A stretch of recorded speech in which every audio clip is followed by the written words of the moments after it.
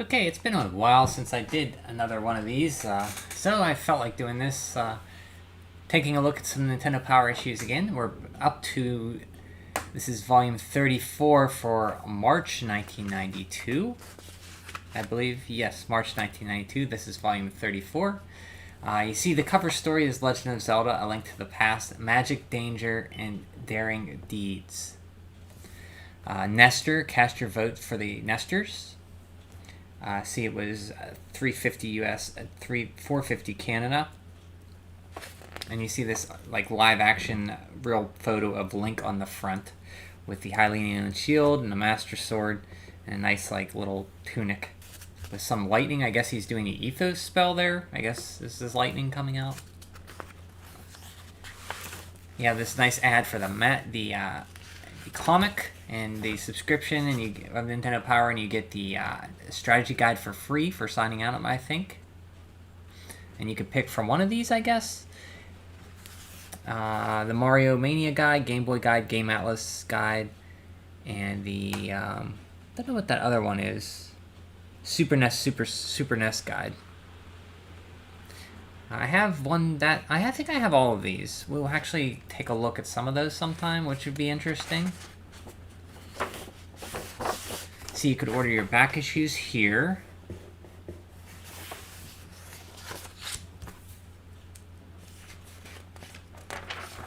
So pretty much the same as the last issue. I don't remember if the Super Scope ad here was in the last issue. I can't recall if it was. But anyway, we'll go over it again. Super NES Super Scope 6, $59.99, includes 6 games. Laser Blazer, Laser Blazer Engage, Laser Blazer Confront, Blastress A and B, and Moon Patrol, Mole Patrol. I think the one I liked most was Mole Patrol. The rest are kind of just variants on like a Tetris game and like 3 different variants of a Laser Blazer game and like a light gun shooting game. Here you have NES, so this is March 1992, Volume 34. As I said, NES games, Game Boy games, and Super NES games. You have Link to the Past being the big one. Joe and Mac, which was also one of the early NES games, or Super Nintendo games I rented or played with a friend, my best friend. We played co-op. It's a fun game. And Lemmings, which was a popular PC game, which was ported to like everything around this time. Tips from the pros, Info Zone, video updates, comics, Zelda comic, Super Mario Brothers comic, and Nestor's Adventure. Players Pulse Nestor Awards, top or power players in top 20. What do you want? This is the question which we posed to you in Volume 30. It was an effort to come up with an irresistible innovative for renewing your Nintendo Power subscription. We're still working on new incentives, but we thought it might be interesting to share a few of the suggestions which were received. So here's some suggestions to resubscribe to Nintendo Power, basically. Serious cash flow. This is what I would be irresistible. A 100, so a lot of money, shopping spree. Of course, I know you can't do that, but it would be nice. Jeremy Brachter, Mammoth Cave, Kentucky. Extremely nice, they say. And in this corner, I think it would be cool to offer free Nintendo Power boxing shorts. I have included a sketch of what they may look like. Timothy Deems, Fairmont, West Virginia. Here's a sketch of the boxer shorts. A case of bribery. What would make renewing absolutely irresistible if you would print this Halloween photograph of my son Tyson as Dr. Mario and Game Boy. That's what we made this costume together, and we won our mall contest. So there's Kathy and Tyson Robbins, Warren, PA. They actually made a pretty nice Game Boy and they dressed up their kid as Dr. Mario in it. Pretty cool. Okay, Kathy, we're happy to run the photo. Now where's the cash? Nice Nintendo. Nice. Good dental hygiene to subscribe. You got I would run to the post office to order a yearly subscription to Nintendo Power if you offered me 3 truckloads of candy and a portable dentist for all the cavities I would get. That's from Ann Buster, Lake Elmo, Minnesota. And they say, let's see. The truckloads, nah, you would need a dentist. Your teeth would have fallen out by that time. Air Hagen, something totally irresistible would be if you renewed for a year. You would be able to get there 3 of your friends to play a basketball game against Michael Jordan and Scottie Pippen. That's from Isaac Hagen, East Kensington, New Hampshire. So those are the suggestions to renew Nintendo Power. When Nintendo first... So this is... You live where?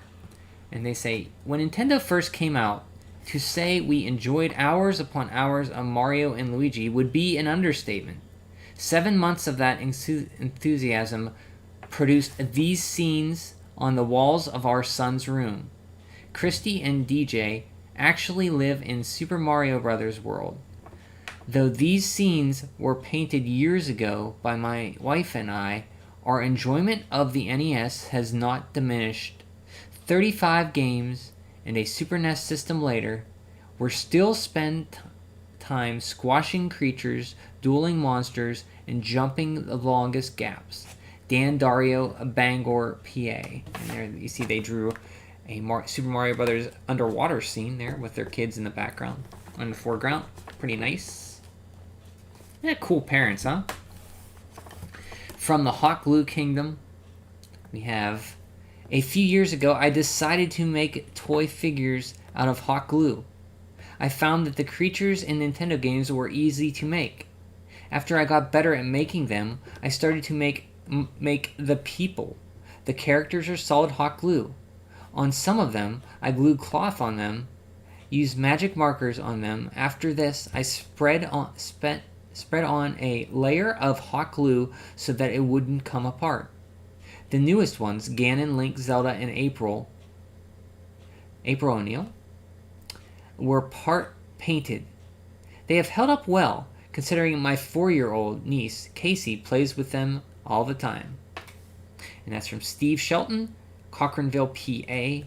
And I don't know if you can tell, but there's some pretty interesting hot glue sculptures. I didn't know you could make like hot glue sculptures out of hot glue. Letter from Gail Tilden, editor-in-chief of Nintendo Power. It's time for your Nestor to break out our trusty calculator and do some heavy figuring. This month's issue contains the 4th annual Nestor Awards. So the Nestor Awards are basically the best of Nintendo games for that year, and the readers voted on them. And then in the following issue, they decided who won. The year 1991 has passed us by, but it's left us with some fairly impressive software offerings. Vote for your favorite game in each of the given categories. The number of categories which you can vote on has been expanded this year in an effort to give equal billing to all 3 Nintendo systems, Game Boy, Nintendo, Super Nintendo. The winners of the coveted Nestor will be announced in an upcoming issue. Ponder your favorites. Pull out the perforated player's poll card and push your pen or pencil past your stamp and put it in the nearest mailbox. Please, Nestor, and I thank you. Gil Tilden, editor-in-chief. Here's the staff of Nintendo Power. Minoru Arakawa, who is the president of Nintendo of America at the time. And Gil Tilden, editor-in-chief. Scott Pellin, I think he's still at Nintendo. He may be, I'm not sure. George Seinfeld, he did a lot of scripts for he did a script for, I believe it's Secret of Evermore. George Seinfeld. Leslie Swan, Dan Owenson is still at Nintendo, I think. Howard Lincoln's no longer there. Peter Main, I don't think is there anymore.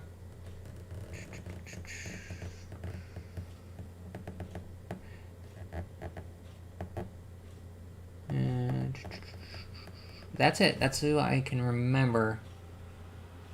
Comic The Legend of Zelda illustrator and writer Shitaro Ishimori. Apparently he's a famous illustrator in Japan. Hey, Soulfire. It's going pretty good. How are you doing?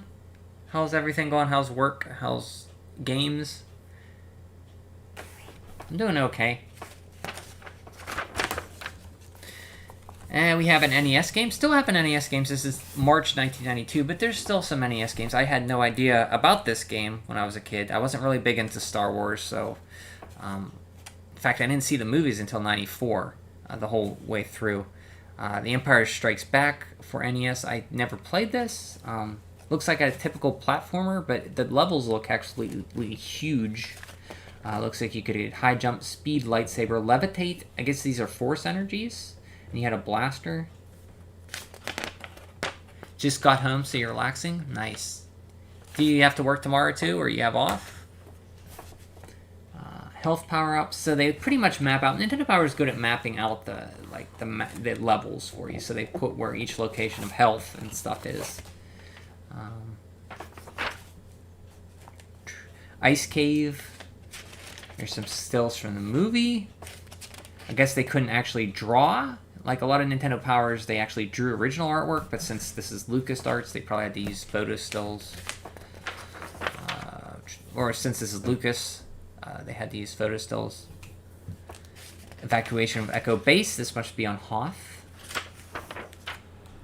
We have another movie tie-in game, Terminator 2 Judgment Day. I did rent this one from my store Video Visions in Armagh, PA, and I don't remember getting very far on it. I don't remember it being anything that I remembered a lot of, other than I rented it. I think it was published by LJN and developed by I'm not sure who. I think there was a famous, in the movie, if you ever saw Terminator 2, there was a part where he... the chase scene in the aqueduct or whatever, they had that recreated, which was kind of cool. Other than that, it's a typical side-scrolling platform, which was huge at the time. You Work Tomorrow, I remember renting that Star Wars game, never made it far. Those games were made hard. Yeah, that's one I never rented, or I've never played to this day. I'm guessing it's just a side-scroller platformer like most games were of that time. Rescue John Connor in the... Is that an aqueduct he's in the movie? It's like this concrete basin. And then you go into the mental hospital, and I think get Sarah Connor. Steel Factory. Nightshade. This is a game I popped in a month or so ago, and it seemed like it's fun, but it was kind of hard. There was no continue, and I kept having to restart, and I got kind of bored with it, but I kind of would like to sometime maybe... I wish there was a way to keep your progress so you didn't have to do the same thing over again. But it's like an adventure computer game where you have to... There's like point and click parts of it, and there's also like action fighting with it. And the more you play, you can progress a little further, then you got to start over. I don't know if it's probably pretty long to memorize everything. I didn't get too far. It was published by Ultra Games. I don't know if it was developed by them, though. I'm not sure. I think it was Ultra Games. Hey, Turbo, how's it going? Oh, man, reading? I'm a gamer. I can't read. Well, Turbo, I know for a fact you can read. Because you comment on many comments on these videos. So I know that you're trolling. How you doing, Turbo? Too puzzly for me, this one? Yeah. I played it a bit, and it was, It's like Shadowgate meets, Double Dragon, but not as good controlling Double Dragon. Has a nice noir kind of deja vu feel to it, but it's not like you have to replay lots of parts in it. And I never stuck with it. So looking here, the map's not very big, or maybe that's one part of the map. But I didn't get too far, but it was very good. It's just I didn't have the patience to stick with it at the time. Maybe in the future I'd like to go back to it. This was only a month ago I played it. Once you get so far, if you die, you have a chance to recover yourself. You get tied up in like a James Bond kind of scenario, and if you can find out how to escape, you can continue, which is kind of neat, but the first time you do that, you're not going to, so you end up restarting a lot. You're okay playing some Diablo 2. Diablo 2, I've never played Diablo 2. My PC experience in those old games is not very much. I think I played King's Quest IV. That's the only PC game I played during the 90s. McKids, this is a typical platformer. A pretty decent one, I hear. I haven't played it more than 5 minutes of it. So I've never played it much, so I don't know much about it. Be interesting to know if McDonald's actually marketed this, or they for advertisement for kids to eat more McDonald's, or I don't know. You resurrected on my Series S. Diablo 2? You played Diablo 2 on PC, okay. Wasn't there a remaster of that game that just came out, Soulfire and Turbo? Like Diablo 2 remaster? McKids is a good Mario 3 clone. Mario 3 clone, okay. McKids is awesome? Okay. I've never played much of it. I'll take your word for it. I liked McDonald's as a kid, so I would have loved this. I mean, every weekend I go to grocery shopping with my mom and go to Woolworths and look at the Nintendo games, and she'd get me McDonald's, and I'd read the magazines at the store. So I'd never seen this game before growing up. I was limited to what I saw at like the 5 and 10 or Woolworths or Hills or Sears or whatever. Or maybe it just didn't grab me. Well, this is 92, so I was probably all over Super Nintendo and not worrying about NES. That's probably why. So a lot of these late NES games, I was like all into Super Nintendo. That's what I was paying my money on. Re-released Diablo 2 called Resurrected. It's on everything now. Ah. Diablo 2 Resurrected. I have it on your Series S. Xbox Series S. That's one thing. I'm hoping I find an Xbox One somewhere at a thrift store sometime, because I don't have an Xbox One yet. Let's see. This game's fun. Rockin' Cats is fun. It's made by Atlas. You have this cool mechanic like a grappling hook, but it's like this boxing glove fist, and you grapple on an angle or up, and you can spin like crazy around and use that to get through the levels. And it's fun. It's like you go into different TV channels. There's like an Old West channel. It's not a very long game. I beat it like the first time I played it, but it's fun. Rainbow Islands is a sequel to Bubble Bobble 2, maybe? Or one of them? I don't know if it takes place... It might not be the sequel, but it might be a follow-up to it. This is a hard-to-find game, too. A lot of these NES games that are out now are the more expensive ones. This one, I think Rockin' Cats. Captain Planet, forget... That's cheap. They're cheap. But these are kind of pricey games now to play. Captain Planet, I have nothing to say about. My Captain Planet experience was waking up early as a kid. And I watched Mr. Wizard's World and Lassie on Nick at Night. And then, because Nick at Night was just turning over at the end of the early morning. And then sometimes Captain Planet would be on. And I thought the theme song was cool. And I'd watch it, but I'd never pay full attention to Captain Planet. So that's all I know about Captain Planet. Like each kid had like a ring, like hearts, fire, wind, water. They were each multicultural from different continents. I think if Richard was here, he's from South America. I think Mati was from South America. No, Mati was one of them had heart. I forget who it was. Why am I getting off on Captain Planet? Forget that. Let's get back onto the magazine. Spud's Adventure, another late... This is a expensive game, too. I never played it. Don't know anything about it. I like potatoes and adventure, so... Yeah, I guess it's a puzzle game, top-down puzzle game. Have you guys played Spud's Adventure? Played Rainbow Islands a ton as a kid. So what? Can you talk more about it? PlayStation, I had a disc that had Bubble Bobble and Rainbow... So Rainbow Islands is like in the Bubble Bobble universe? Is there lore connected to it? I know it's a pricey NES game now, but I've never played it. So is it like a puzzle game like Bubble Bobble Turbo? Is it anything like Bubble Bobble? ActRaiser 1-Up Bolts. They tell you where you can get 1-Ups by hitting lightning. Super Tennis, which I hear is a good tennis game. Early NES game. These are all early SNES games, so... Super Mario World, the big, because we're only in March 1992. The Super Nintendo was just came out in last fall. The big payoff. Collecting Dragon Coins in this new area. Cash up on 1-ups. So collecting Dragon Coins to get 1-ups.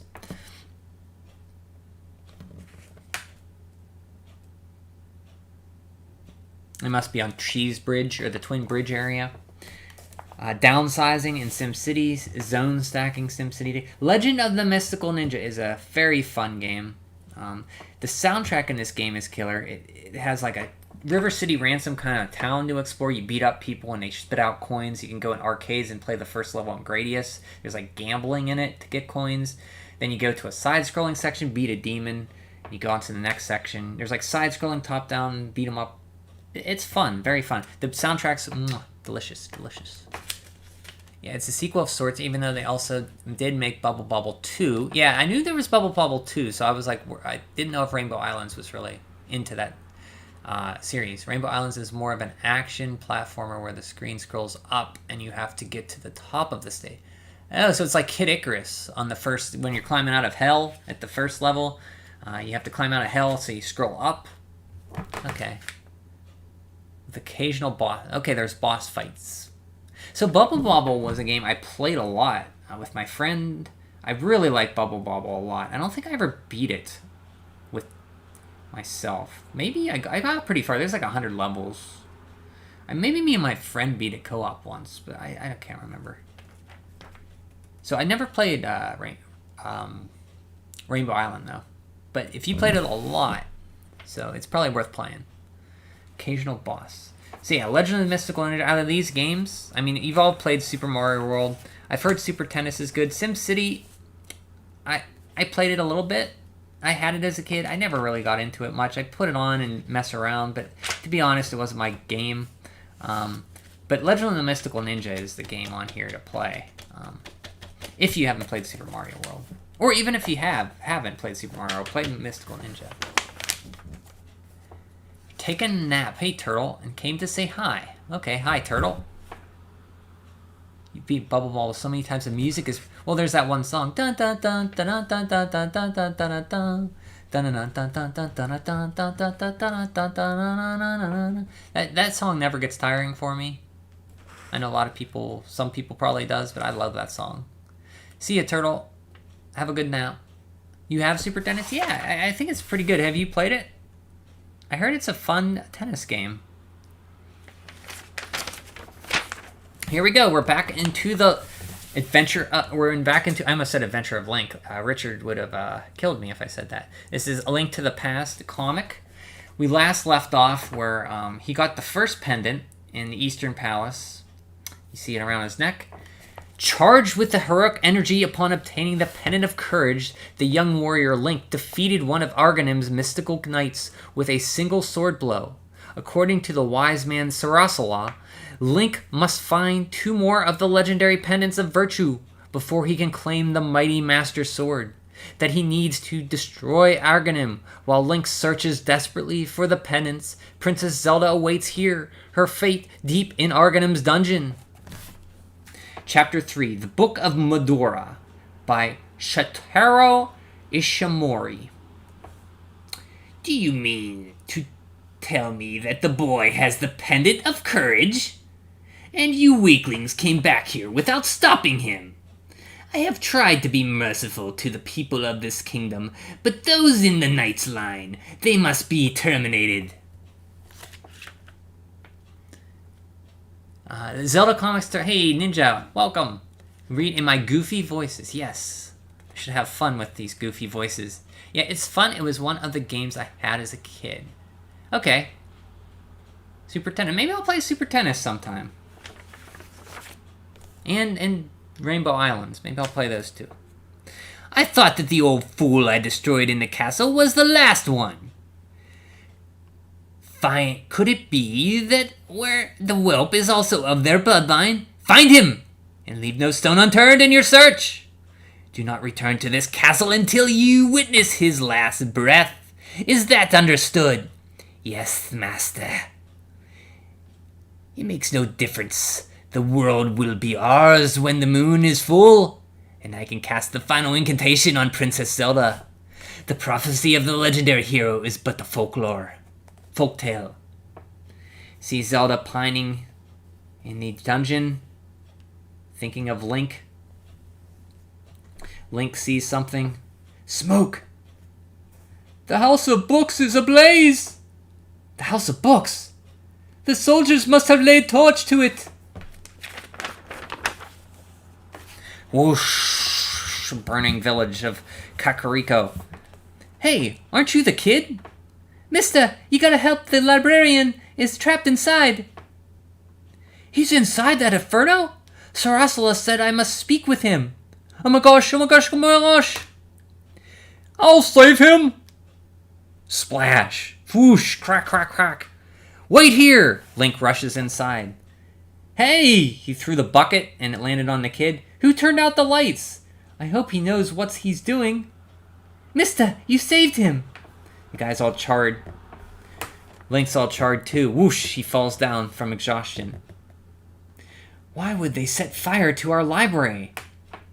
Perhaps their target was the Book of Medora. What is the Book of Medora? The book is the key to the ancient Hylian language. Oh, that's an old lady's voice, sorry. The book is the key to the ancient Hylian language. According to the legend, the hero will stand in the desert with this book. We managed to save it from the flames. Let me see it. After Sarasala gave me the Pendant of Courage, he told me the Pendant of Power was in a desert ruin. Sarasa must have confidence into you to send a boy like you on such a mission. That must be why the soldiers burned the library. They are afraid that you will fulfill the prophecy of the legendary hero. Then you must be the legendary hero of Hyrule. And all this time I thought you were just a kidnapper. This is a very fortunate turn of events. I will leave the book in your capable hands. I should warn you that traveling in the desert is no simple matter. The first winds and shifting sands have buried more able adventurers than you. Hey buddy, just remembered. I have something that may help Sarasala throw it to me. It's a bird that you can ride on. They say that miracle wings belong to a powerful bird that carried the knights of Hyrule to battle. A bird could carry people?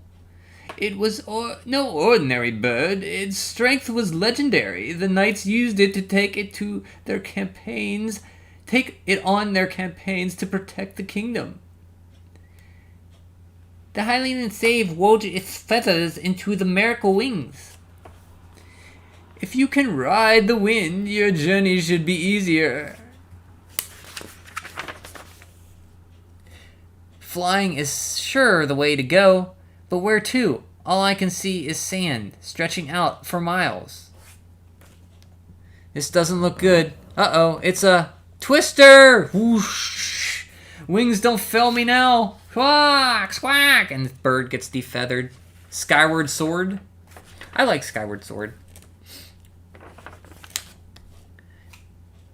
The desert runes. He's on top of the runes.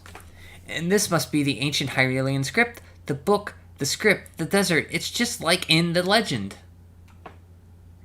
I suppose if I look it up in the book, the writing should make sense. Maybe I am the legendary hero after all. Hey!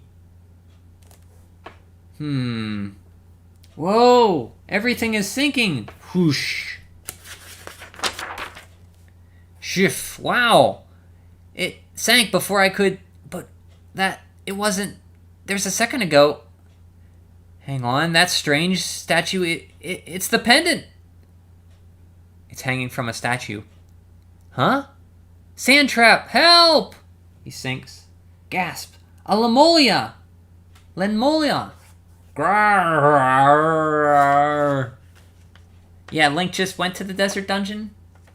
And he just has to get it off of this Lemolia. which is just like one of the 3 enemies that come out of the sands in the dungeon, the second dungeon, and he's hitting it over the head. Crack. This is hopeless. Its skin is like armor. Wah! Growl! He's hanging on to its the statue, and he looks at the pendant. Nice move, Ugly. But now you're playing with the Pendant of Power. To be continued. Will turn in next issue. Will Link destroy the Lemuria and keep the Pendant of Power for the second of 3 pendants? Find out. So now we have Mega Man 2 for the Game Boy. A non-stop battle with familiar faces, familiar weapons, and something new. Saw Clash Man. So the Game Boy Mega Man games took like 4 bosses from the previous Mega Mans and put them in. So these you have Clash Man, Woodman, Metal Man. You demand story time screens? Well, we'll do the second issue and I'll continue it. We're going through all the Zelda comics, so we'll enjoy that together. There's this Robot Ostrich is one of my favorite characters in Mega Man games. He like jumps over you, just stand put and he jumps over you. This is one with Quint in it. An original this one? Quint. Yeah. See, I never played the Game Boy Mega Mans. Well, I like the artwork though. There's Needleman. These are so they had 4 bosses from Mega Man 2, 3, 4, 5 bosses from Mega Man 2 and 1, 2, 3 and some bosses from Mega Man 3. Where's Quint? Is Quint like you mentioned something about Quint before. Yeah, there he is. Avoid Quintal and shoot him in the head. Okay, when Mega Man dusts off the 8 bosses along with Quintet, he will chase Dr. Wily into outer space. Wily and his crazy cohorts have constructed an immense space station that is... So as I say, it's hard for me to read upside down because I have to read upside down here, so it's really tough. So you go into space. Now you got Quintet is super page. Stick the Sakaguri. What will you do with him? Huh?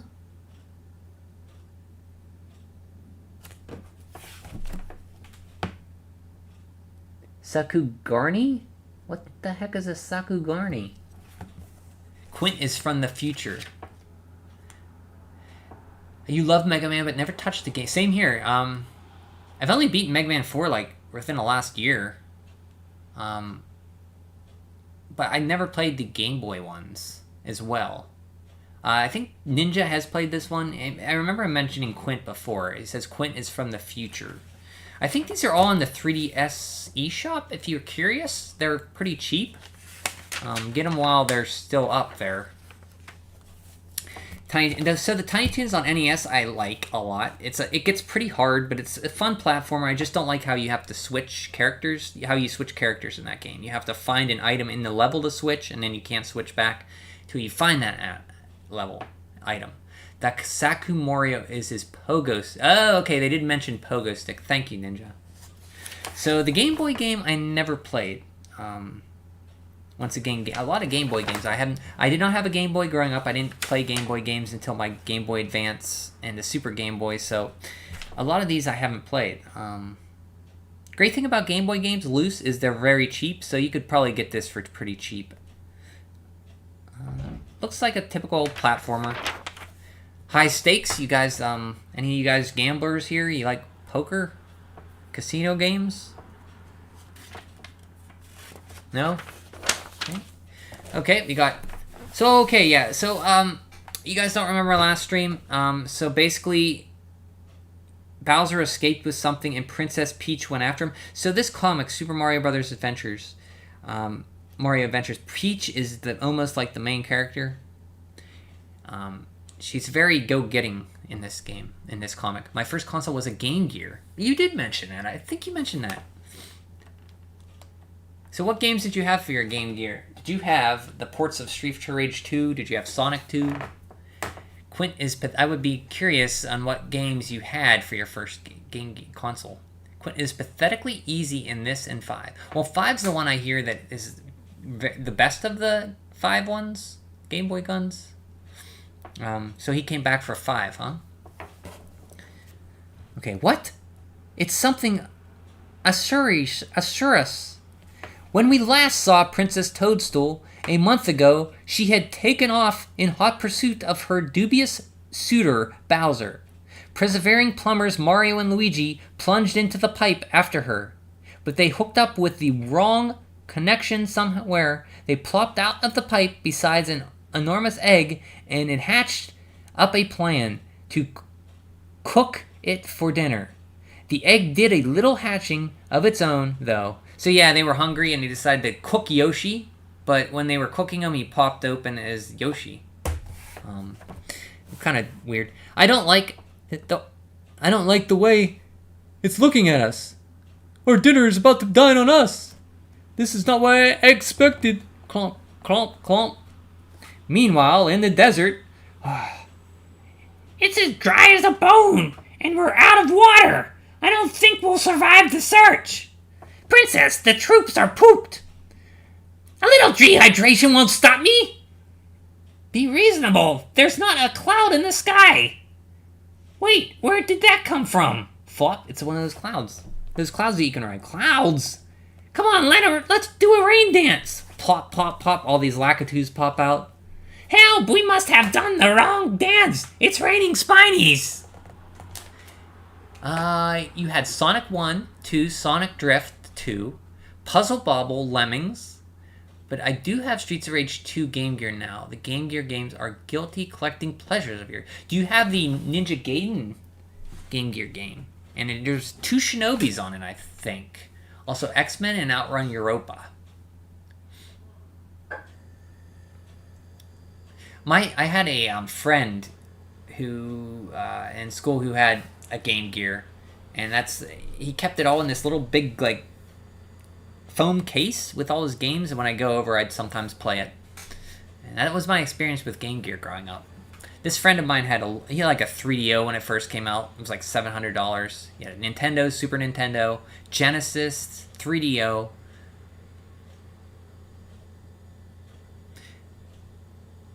Your Toad impression was probably better than the movie one. Thank you, Ninja. I have Shinobi games. I do not have Ninja game. Yeah, I wish I could play my Game Gear games better, because my old man eyes, it's hard for me to play on that screen. I just can't see it too well. Sega branded carry, maybe that's what he had, the Sega branded carrying case. Sadly, I have 2 Game Gears that are broken. So my Game Gear, the capacitors in it, I had to replace the capacitors, and I went to Radio Shack when Radio Shack was real long. I bought like 10 capacitors, and I soldered, it was the first thing I soldered, and I soldered all the capacitors in. So my Game Gear still works fine now. It should last for a while because I changed the capacitors. But I just wish there was a way to play them on a TV, because I do not like that screen. Old man eyes, don't you mean boomer? Boomer eyes? My Gen X eyes, I should say. My late 70s eyes. Yep, same. Mine went out. I might get a modded. Yeah, I thought about modding it. Then I heard this Analog was making something, and then I realized that I'd never be able to get it affordably, so then I might jump on modding it sometime. I don't know. It would be cool to mod it to play on TV. So they did the wrong rain dance, or they did a rain dance, but it alerted the Lakitus. Back at the cookout. Huff! I can't run another step! Don't eat me! Help! Luigi, over here! Yeah! When was that? Whoa, that was a close call. What? A king-size caterpillar? Skittle, skittle, skittle. Yikes! Hang on, Ouija. Bonk, bonk. Grrr! Now it's really mad. Charge! Skedaddle, skedaddle! Let's run for it! Oh no! A centipede sandwich or a dinosaur dinner? We're done for. You've been a good brother, Mario. You see Yoshi and this caterpillar are both have Mario and Luigi trapped. But what's this? Yoshi sticks out his tongue, gobble, gobble, munch, munch, munch, and he eats the caterpillar. It's over yet? Hey, Luigi, I think we're still here. Yahoo! And you see he's still munching on the caterpillar, the Wiggler's head. Let's get while the going's good. Tippy toe, they tippy out of there.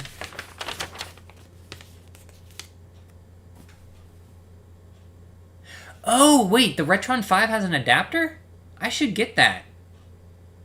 I have a Retron 5. Thank you, Turtle. Or Turbo. I should... How much is the adapter? That would give me an excuse to use my Retron 5. How are you reading if it's upside down? Very hard and confusingly, Ninja. That's the answer, because it's I have to, like, struggle here. Yoshi! Don't look now, but he's after us! Yoshi, Yoshi, Yoshi! Please don't eat me. Plumbers taste terrible, you know. Yoshi, Yoshi! Listen, he sounds kind of friendly. Yoshi, Yoshi, Yoshi! I think he likes us. Yoshi! You want us to hop on? What? Yoshi! Clop, clop, clop. Where? Boom! Who knows? Hold on!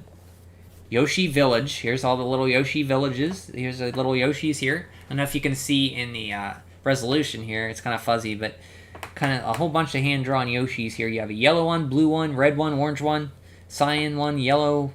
There's a little bird. They have like little storefronts you can buy stuff. You think it's $50? I might actually pick that up. Thank you. I forgot that they had that, or I didn't even know they had that. I'll have to check my game store and see if they have it. How do they look on it? Does it look okay? Is there any problems with it that you saw? I'm kind of asking you for a review, I guess. A streamlined review. I hope they're not discussing ways to cook us. Chill out, Ouija. Well, howdy, strangers. Haven't seen you in these parts before. Who are you? Why, I'm Friendly Floyd. Need a toothbrush, light bulb, electronic ignition for your car? You name it, I've got it. Sorry, we're not here to shop, Floyd. Where is here anyway? This little burg is Yoshi Village. My pals here, Yoshi is the chairman of the Dino Chamber, of course. Of Commerce. Why was the DC Chamber trapped inside an egg? Yoshi, Yoshi, Yoshi. He says it was on an account of Koopa's curse. Koopa's? According to Yoshi, some villagers were kidnapped, and when we went to rescue them, Koopa cooped them up in an egg. That's the story in a nutshell, or should I say an eggshell. That Koopa will stop at nothing. But what a brute. Yes, sirree. The whole affair's been big bad bit for business. Say, how about helping me out? I'll give you a great deal, and merchandise is a #1 guaranteed first quality. What we need is an interpreter. Sorry, pal. Can't hang around. Time is money, you know. But I might have just the ticket. Acme's Yoshi Language Learner. Complete with step-by-step instructions. Only 3,000 coins. 3,000? What a ripoff! Did I say 3,000? Make that 10 coins. Since you're friends of Yoshi. That's better. We'll take it. I've got to run. Don't take any wooden coins. Hehehe. Let's get started. First, look up how to ask about finding Princess Peach. Good idea. Let's see. Yoshi Language Select Series, Level 1. Hello. Yoshi. How are you? Yoshi. Fine, thank you. Yoshi. Wait till I get my hands on that Friendly Floyd. Look, something's coming. Gabu gasp. There's a toad. The princess's guard. Are you okay? Speak. It's Princess! Princess, what happened? Bowser got her! A plumber's work is never done. To be continued. I mean, they look like blown up Game Gear games, lol, but it's a nice way to play it. As long as I can see them better. Is there any lag or anything like that on there? Because my Retron 5 I had a hard time playing because of lag. Let's see. Oh! Oh, I was thinking this was Airhead's movie for a second, but no, this is just a trickster contest. White Knuckle Trick, because Airheads wasn't out till like 94. This is a band, I guess. To see Trickster and I never heard of Trickster. Not that I can tell. Okay. Might have to look for one of those then. Any of you guys heard of Trickster? Lagoon? This is a game I always put in, and I want to play it. I want to like it more than I do. The music's great. It looks nice. It has like a pastel kind of look to it. But your sword is so disgustingly short. I haven't played more than an hour or so of it. Maybe someday I'll beat Lagoon. Draken, I've never played much of it. Say hello to the E3 team. The E3 team at Nintendo of America stands for every evening shift team 3. From the left, they are Roy Binder, Casey Pelly, Jeffrey Decker, Dennis Carino, Elena Hutchinson, Tony Burgessson, and Heather Wayman. John Gibson is in front of the left along with Geo Smith. Not pictured is Mike Frazier, last seen headed toward Cafe Mario by night, and by day at work in that play. E3 team members never cease in their preparations to answer the toughest, rarest, and weirdest video game questions in America. They are the unstumpables. If you're losing a lot of sleep over a game, these are the pros who can help you. So these must be the counselors, I guess? Not sure. They didn't say counselors, but maybe they sent the game counselors to E3, I guess? Or maybe... No, this was before E3. This was CES. So, yeah, that wouldn't be E3 as we know it. That's just a coincidence that they call them the E3 team. Because this was still called CES, I think, now. Ooh, Dragon Warrior 3, here we go. How do I find the golden claw? Oh, the pyramid. This part in the game is the hardest part for me, the pyramid part. Cliff Moore has the answers for you on how to find the golden claw. So once you find the golden claw, you take in the pyramid, you take a battle every step. So once you get it, you have to walk out, but every step you take a random battle.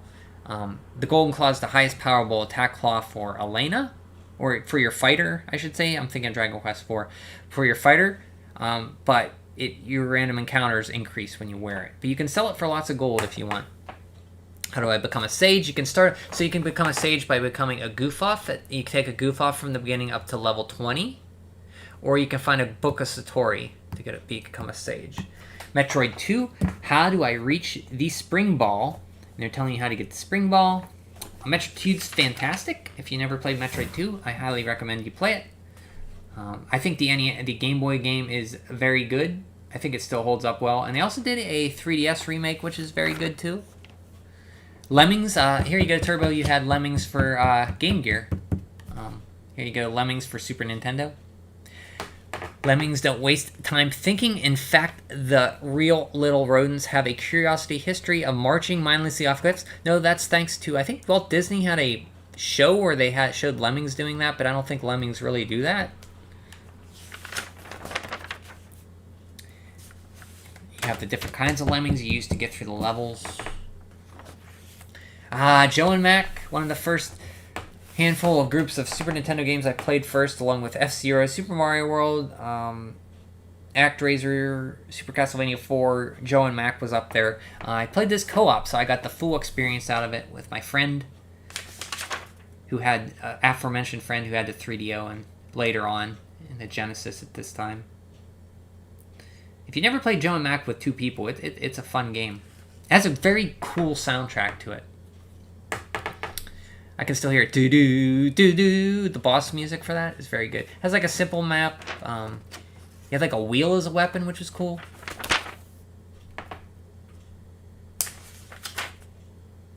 I remember seeing the dinosaur. The big sprites on the dinosaur was cool. Here we go. Here it is. This is the cover story. Look at this great artwork for Legend of Zelda: A Link to the Past. I'm sure you guys have heard of this game. But actually, let's see here. So, the poster...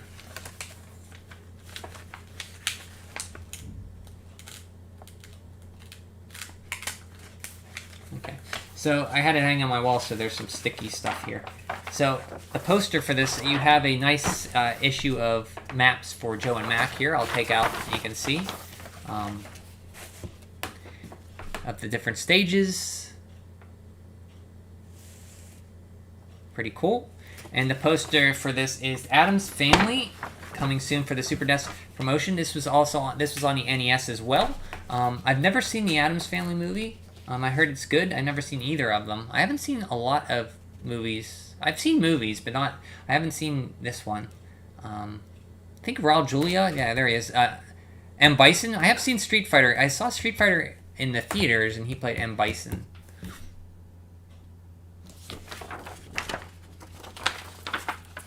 So the Addams Family on Super Nintendo, I played it. It's a pretty fun game. Ocean published it. I don't know if they developed it, but it's pretty fun. Good music. I like the music's very catchy. Do do do do do do do do do do do do do do do do do. Very good. You play as Gomez, and it's like a hop and bop platformer. It's a very big open area. You can go in the Addams Mansion, outside, the graveyard, underground. It's very cool. The Golden Rule. So here we go. Zelda 2. Or Zelda... No, Zelda 3. Link to the Past. We have an ancient legend of Hyrule tells of a magical power locked away in a secret golden land by 7 wise men. That age of the world has passed, and now the wizard named Argonim appears in Hyrule. At the same time, descendants of the 7 wise men of legend began to disappear. When Princess Zelda also vanishes, Link can no longer sit idly by. So begins Nintendo's classic new adventure that links 2 worlds, one of light and one of darkness, where treasures of terror or terrors may lie beneath the stones and in the shadows. Look for The Legend of Zelda: A Link to the Past at most Nintendo dealer locations May 1st, 1992. So we had our release date there, May 1st, 1992. Comparing Zeldas. You have a screenshot of Zelda 1, and you have one of Link to the Past. From the overhead view to the intriguing puzzles that must be solved, A Link to the Past captures the freedom and excitement of the early Legend of Zelda. This time, the world is larger, the story deeper, Link has new powers, and the graphics are incredible.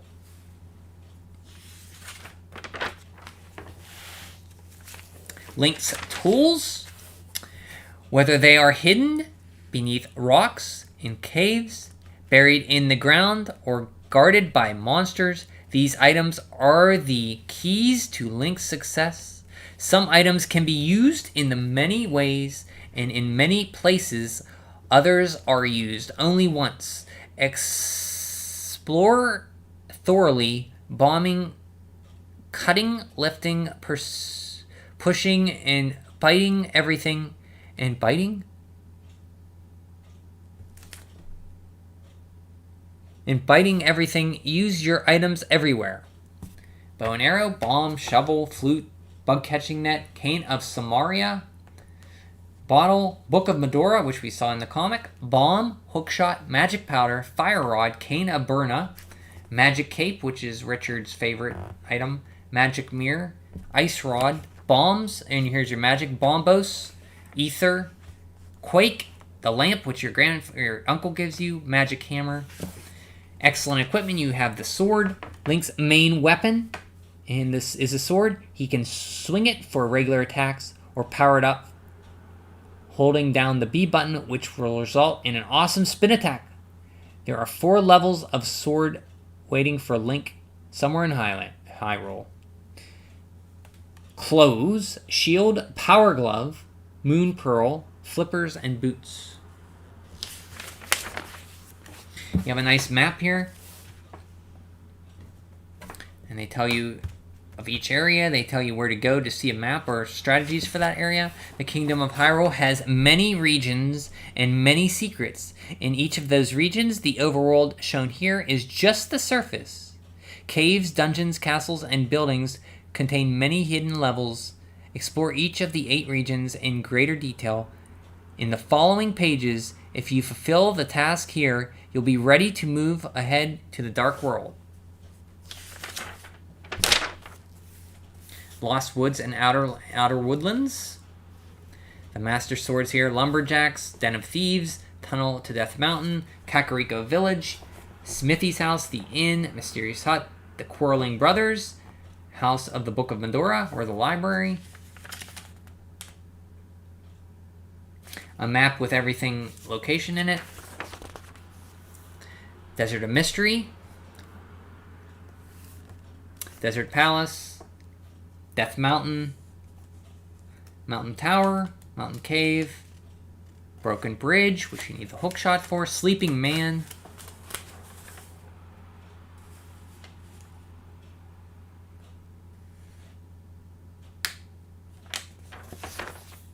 Castle of Hyrule, the Upper Tower, there's Argonim, Graveyard, Castle of Hyrule, Eastern Palace and Vicinity,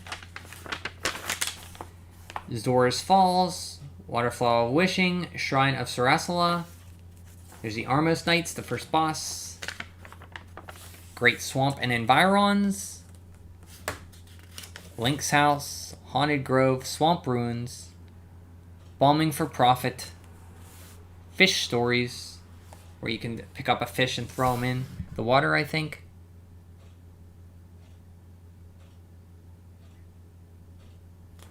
And you get something, if I recall. Lake Hylia and surrounding shorelands. Capture the Good Bee, Ice Cave, Whirlpools. The Dark World, Link's quest begins.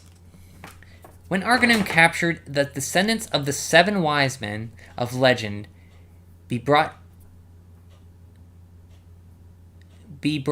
them to the Dark World and imprisoned them in crystals. These 7 must now be freed, or the forces of the Dark World will invade Hyrule. It is said that for every evildoer, there is one hero who can stop the wickedness and save the world. Link is that hero. But the evil power of the Dark World is controlled by something stronger than Argonim. Now, through 7 dungeons and many other dungeons, Link must prove himself champion. So you have the Dark Palace, the 2 worlds that link up, Light and Dark World. You have the first palace here they're talking about, and they go all the way up to the first palace. You have, will Link fulfill his destiny? The Legend of Zelda: A Link to the Past might be called the ultimate adventure. There is action for those players who love adventure, mysteries for those who love secrets, 2 worlds to explore, and a story that ties it all together. The quest has just begun, although already it seems like it has been a long road. Link's path will pass through the 7 levels of the Dark World and the Golden Pyramid. He will meet unlikely friends and face the dangers in both the Light and Dark World before hearing whispers of the dreaded name of Ganon. Now we get to the Nesters. These are the best games from 1991, I think. So for graphics and sound, for NES, we have Battletoads, Ninja Gaiden, Shatterhand, Star Wars, Robin Hood, Prince of Thieves. For that, I would have to say best graphics between Ninja Gaiden 3 and Shatterhand for me. I'm going to go Ninja Gaiden 3. It's close, because I really like Shadowhand's look. For Game Boy, you have Battletoads, Castlevania 2, Belmont's Revenge, Mega Man, Dr. Wily's Revenge, Metroid 2, Return of Samus, and R-Type. They put R-Type on Game Boy, huh? For that, I'm going to say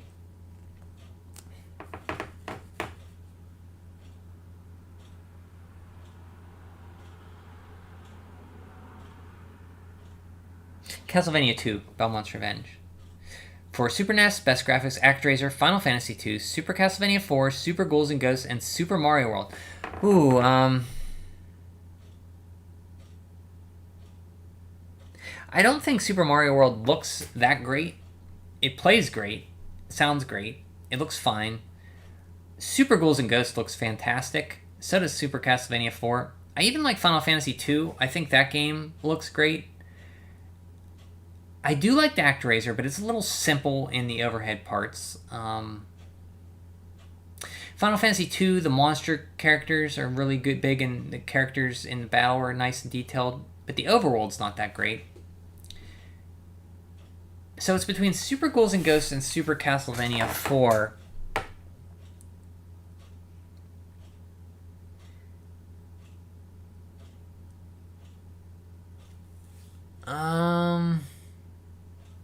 No, Final Fantasy II for Super NES, Ninja. So between those, I would say... I love the look of Super Ghouls and Ghosts, though, but I'm going to have to go Super Castlevania 4. Just because I had that one, I'm kind of probably nostalgia for me. But I love the look of Super Ghouls and Ghosts. For theme and fun, for NES we have... Adventures of Lolo 3, Battletoads, Shatterhand, Star Trek, and Star Tropics. So for me, it's between Shatterhand and Star Tropics.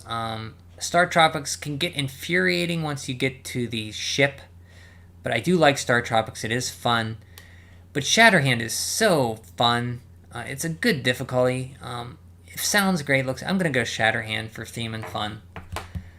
For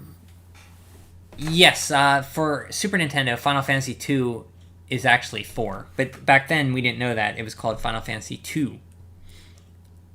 Yeah, it was Final Fantasy IV. The one where everybody, Sid jumps off and blows himself up and then comes back later.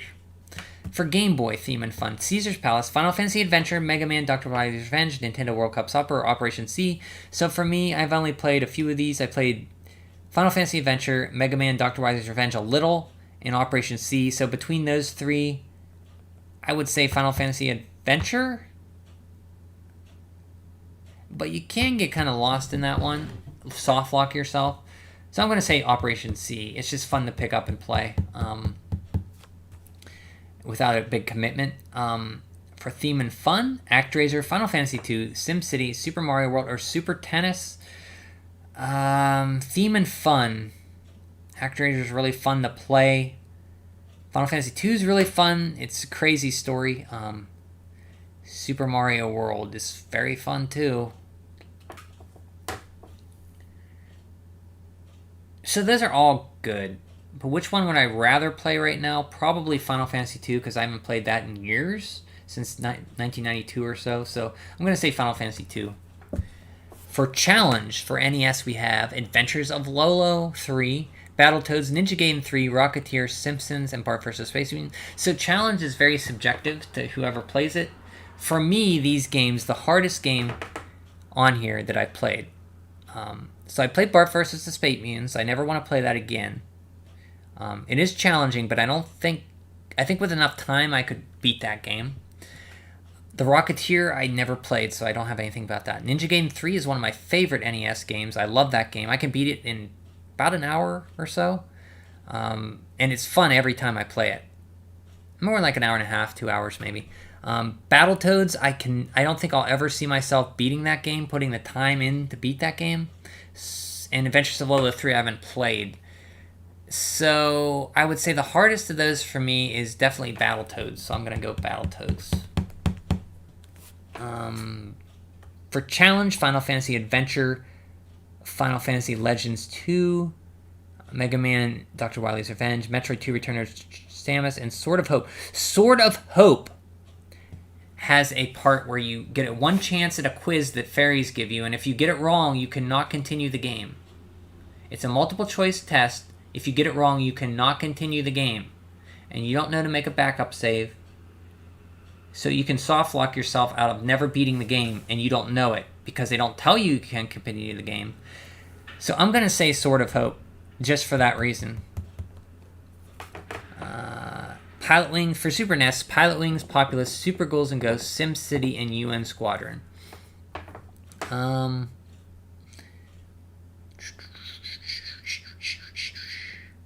Super Ghouls and Ghosts is very difficult, but they give you unlimited continues, and with time, you will beat it. It might just take you weeks and weeks to leave your Super Nintendo on.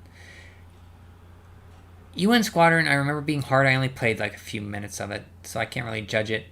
Pilot Wings, I haven't played much. So of the games I played, I haven't played much other than Super Ghouls and Ghosts, so I'm going to give it to Super Ghouls and Ghosts because I just don't have enough experience with the other games. For play control, Battletoads High Speed, Kabuki Quantum Fighter, Metal Storm, and Shatterhand. Ooh, okay, so Battletoads plays well, but the speeder bike parts, there's this part where you can jump, and it seems like you can land, but you don't land on this part. So right there, that disqualifies Battletoads for me.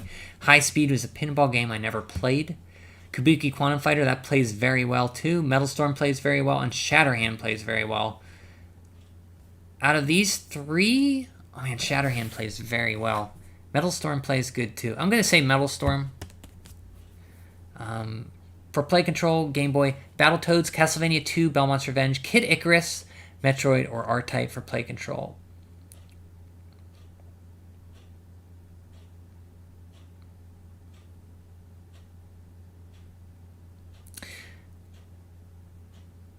So I've only played Castlevania, Kid Icarus, and Metroid.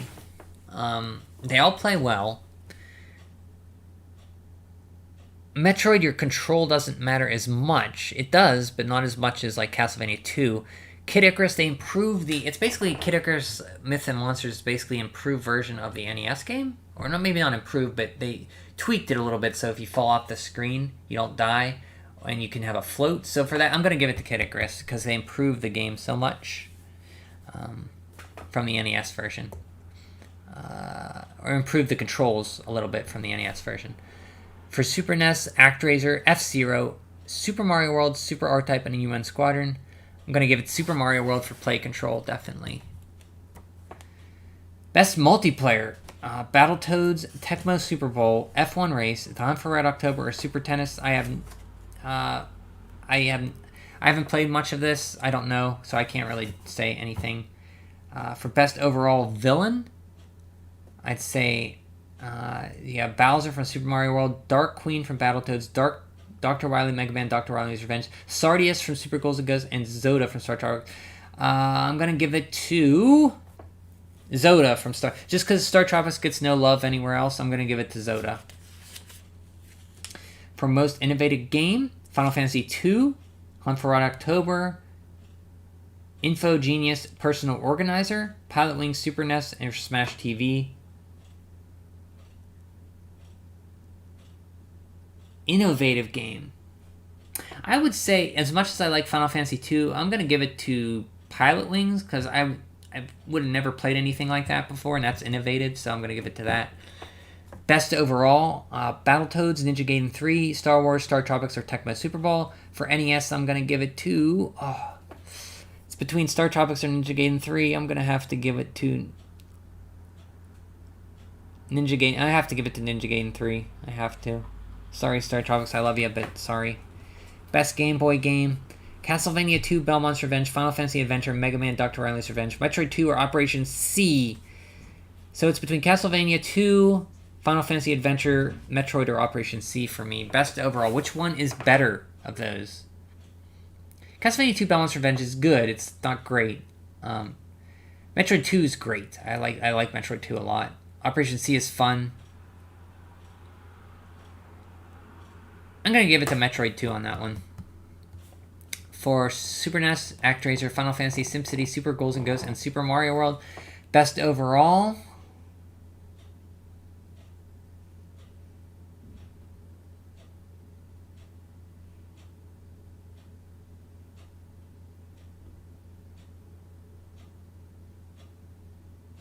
I'm going to give it to Super Mario World.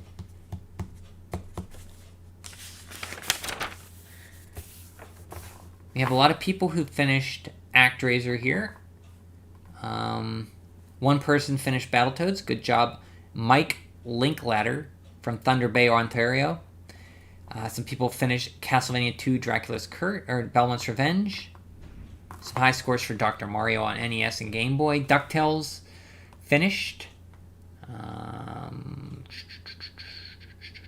Final Fantasy 2 finished. Final Fight finished. Final Fight on a Super Nintendo is pretty hard. Little Mermaid, lots of people finished Little Mermaid. That's a fun game.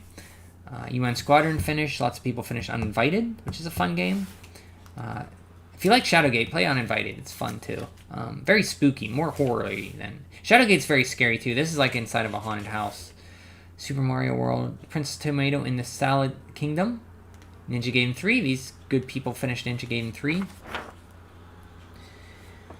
George and Rob, 2 opinions on the latest releases.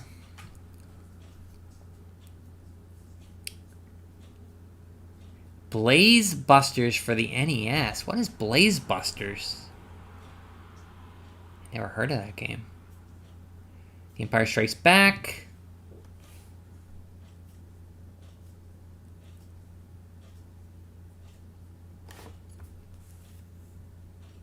Super Square Deal.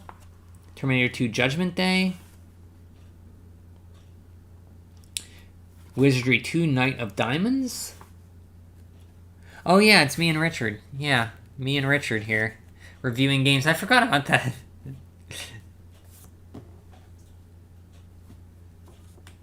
We have differing game opinions, that's for sure.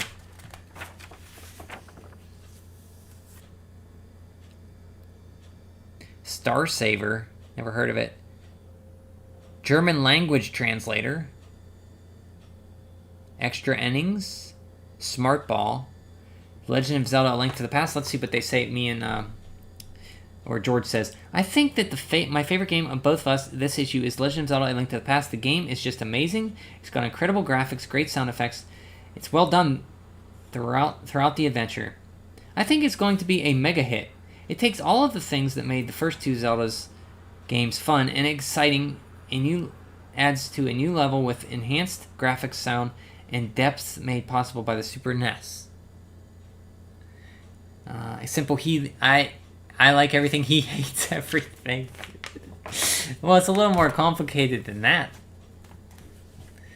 I mean, I try to find the best in games sometimes, and he always finds the worst in games. That's all it is.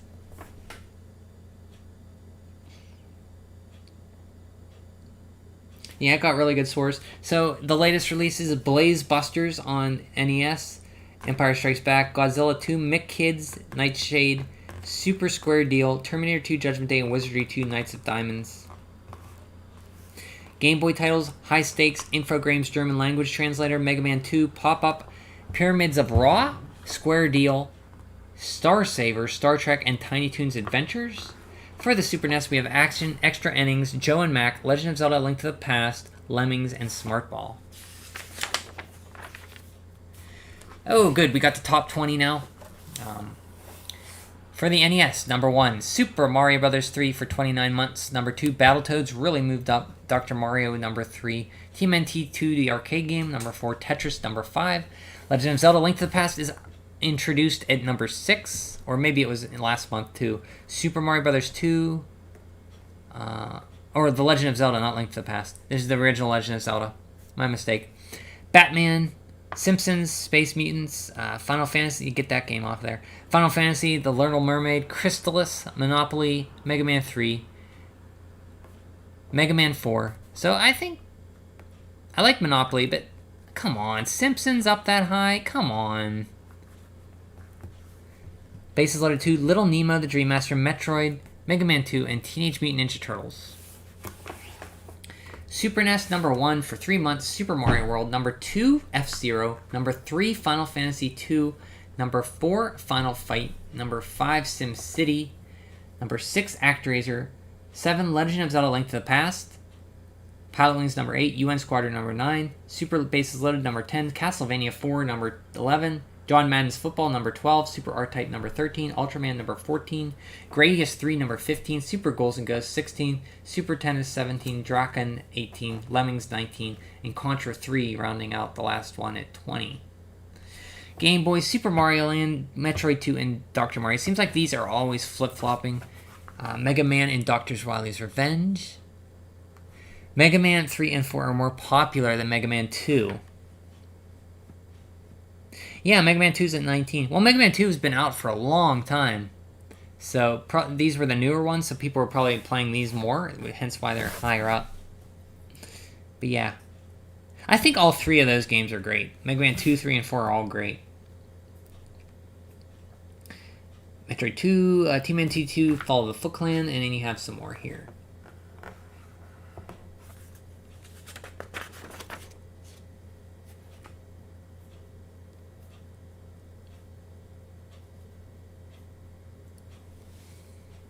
Oh, Parker Lewis Can't Lose. I used to watch this.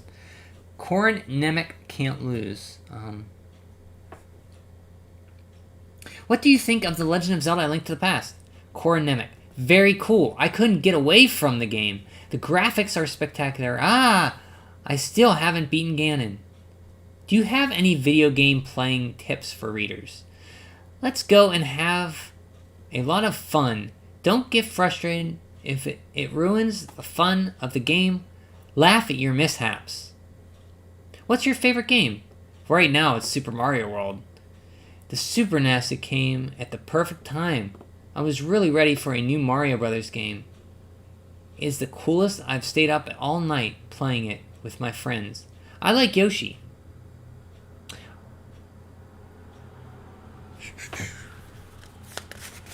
Hey, John. How you doing? Long time no see.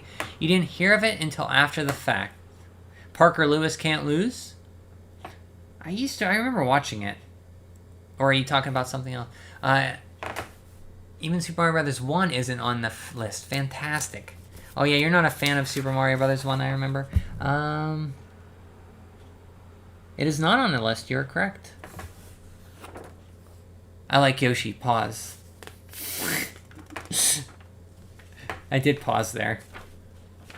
So do you remember Parker Lewis Can't... Does anybody remember Parker Lewis Can't Lose?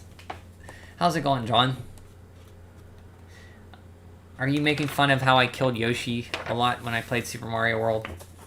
Oh boy, howdy. I was really into wrestling at this time, and I wanted this game more than anything. I did get it, and I was so disappointed with it. I'll talk about that next issue. I still have it, but boy, was I disappointed in this game.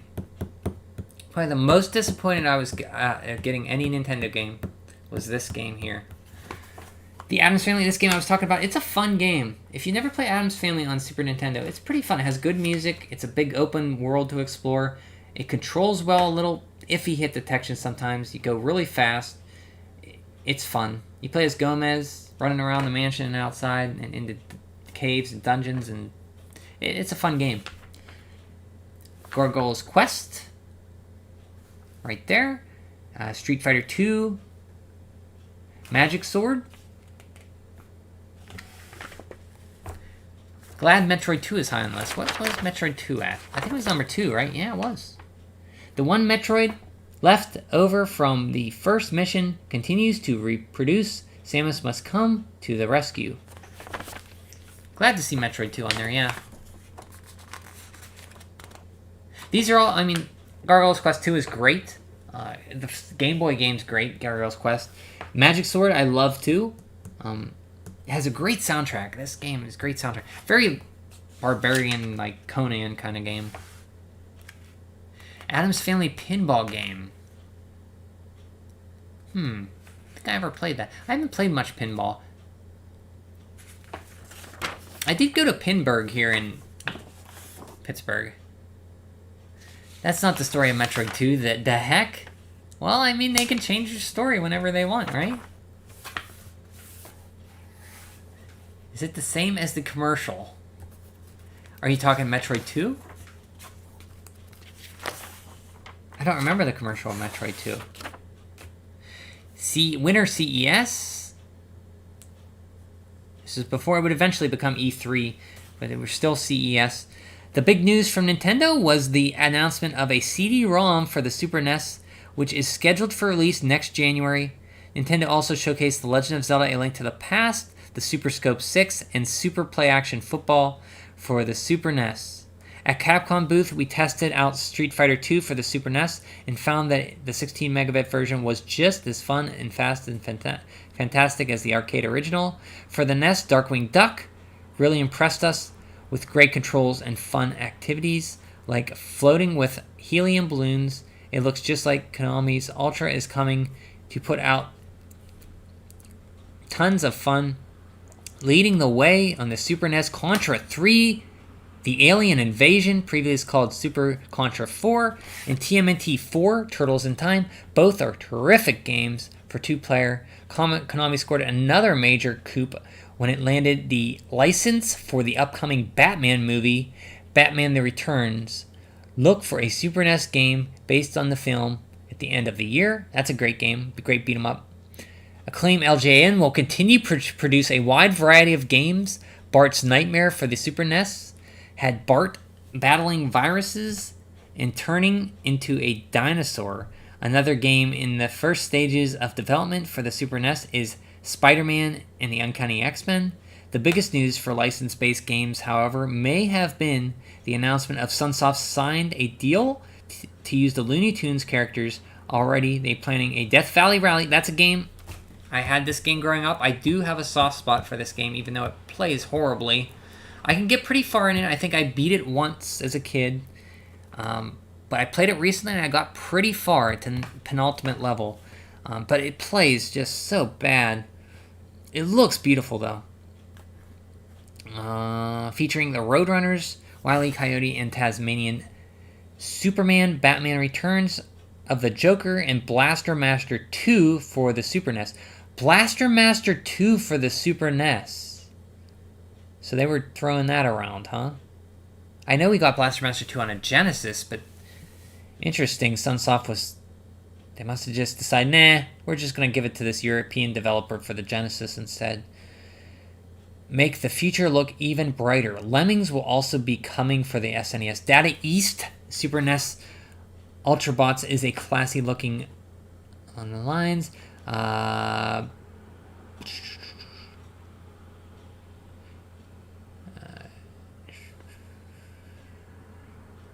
American Sammy, FC, I'm just kind of...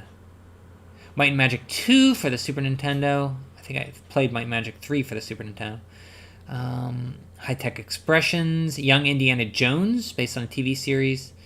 Hunt for Red October, Trade West, the Rare development team.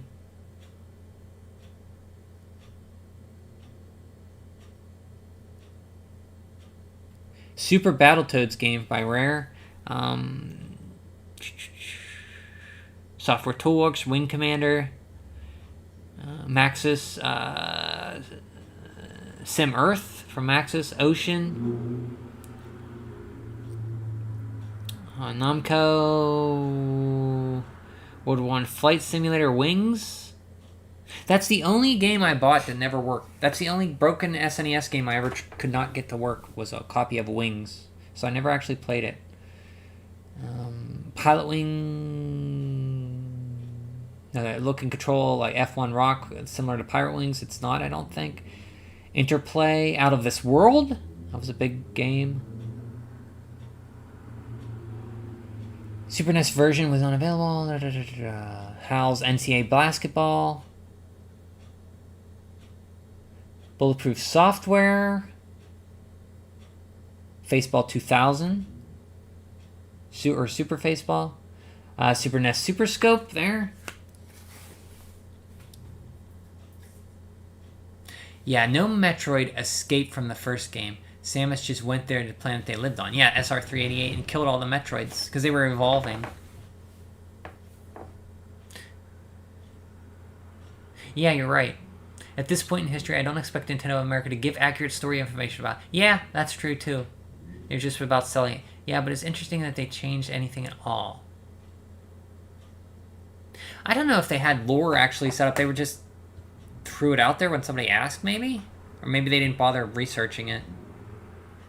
Battletoads and Battlemania suck. So I played a little bit of that, and it seemed okay. I remember, like, riding along on surfboards and hitting down bowling pins.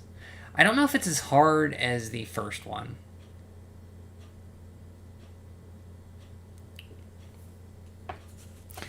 Future games, Avengers, Bioforce 8 never came out. It was re-released on the ROM. Somebody released it later. Contra Force. Contra Force is okay. It's okay. It's not great, though. Cyberball, The Empire Strikes Back. Gargoyle's Quest, Hammer and Harry, Might and Magic, Rocky, Toki, Toxic Crusaders, TNC Surf Designs 2, Thrillers Safari, Euphoria, which I just recently played and beat. That's a fun game, but we never got it. Uncharted Waters, Wizards and Warriors 3, Yoshi. Super NES. The Duel Test Drive 2, F1 Rock, Magic Swords, fun game. Nolan Ryan's Baseball, PGA Tour, The Rocketeer, RPM Racing, the Signos and Synapsis which would become Blizzard. It was their first racing game. They later followed it up with Rock and Roll Racing. Smash TV, Street Fighter 2, Super Battle Tank, Super Contra 4, Super Play Action Football, TMNT 4, and WWF Super WrestleMania, the game that I was most disappointed with.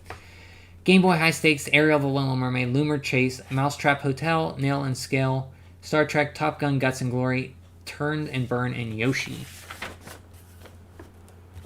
Next issue we have The Addams Family, Captain America and the Adventures, Star Trek, and WWF WrestleMania. And here's the guides when you subscribe you can pick up. We'll have to look at some of these guides. I have all of these. We'll have to take a look at them.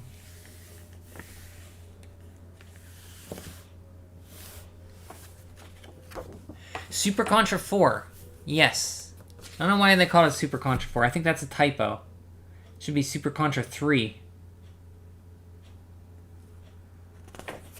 Yeah, good. Thanks for pointing that out. I didn't know. So that's volume 34. That's from March 1992. We see Legend of Zelda was coming out. They said it came out May 1st of 1992. We had the release date in here. They say look for it May 1st. So there you go. That's the release date of Zelda. They told us anyway. Link to the Past. I am going to get a drink, and then I'll take a quick break, and we'll come back and we'll look at issue number 35. And this issue preview was I was so excited for this game.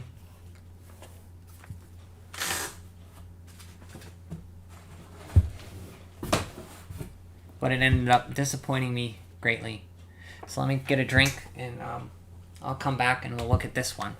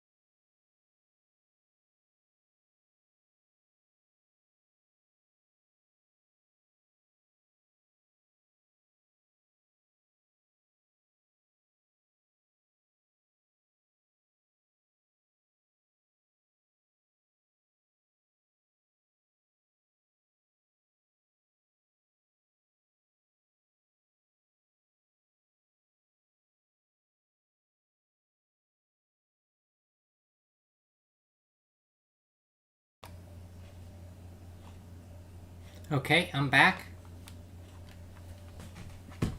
Is that Hulk? That is the Hulkster, yes.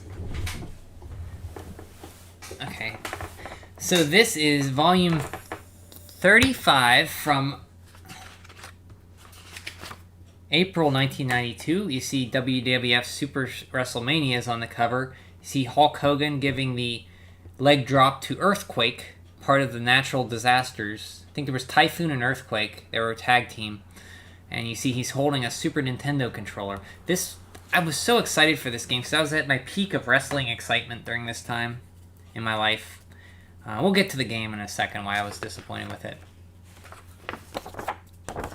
They're using this same ad again. Radicalize your subscription to Nintendo Power. And that's the power animal in you. The same ad for the Super Scope 6. You see April 1992, volume 35. You see the games here for NES, Game Boy in blue or purple, and Super NES in green. Your basic section columns. Your comics will continue with The Legend of Zelda Super Mario Brothers comics. In pursuit of a Super NES. Later wrestling games are considered very good. I think they got better after that. I haven't played the other ones, though. I think there was, like, King of the Ring. No, Raw and Royal Rumble, I think. But I will discuss that one when I get there. It was just disappointing to me. When we asked what you would do to get a Super NES, we had no idea how far you would go. Many of you promised to do your homework. Watch less television, yeah, right. And be kind to your brothers and sisters. We featured some of your wacky proposals.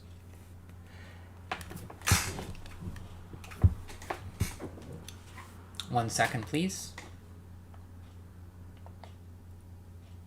Okay. I wanted to make sure my mic was on.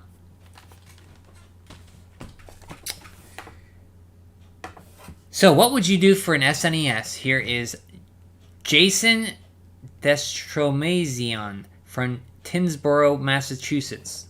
The wildest thing I do is wear my sister's clothes while sitting on top of the house singing My Country 'Tis of Thee and having fish sticks in my ears. Won't the neighbors be surprised? That's what they respond.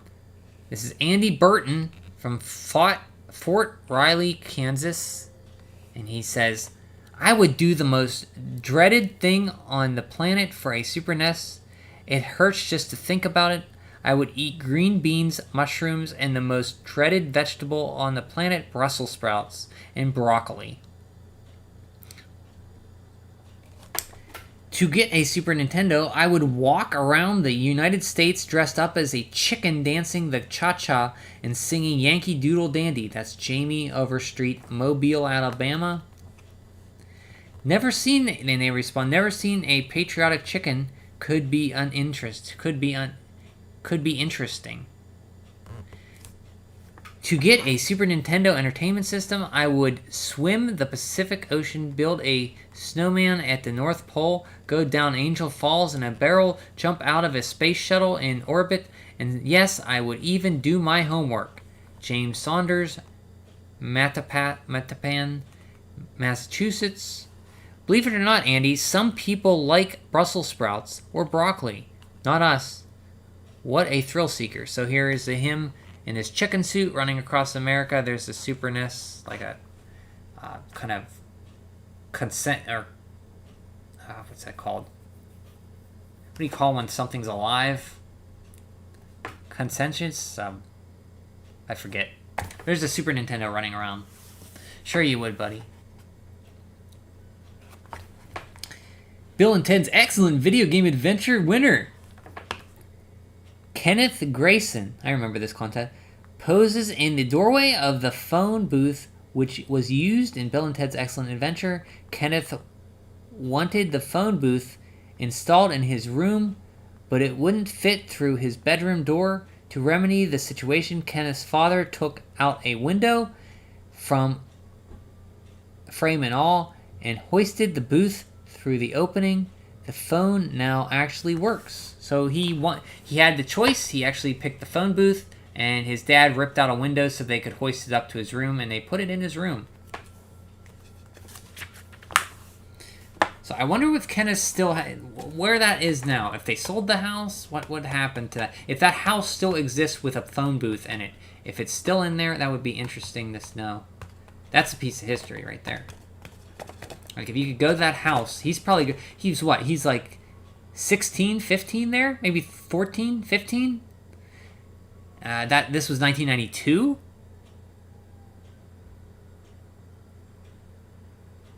That was 29 years ago, right? Is my math right? So he's like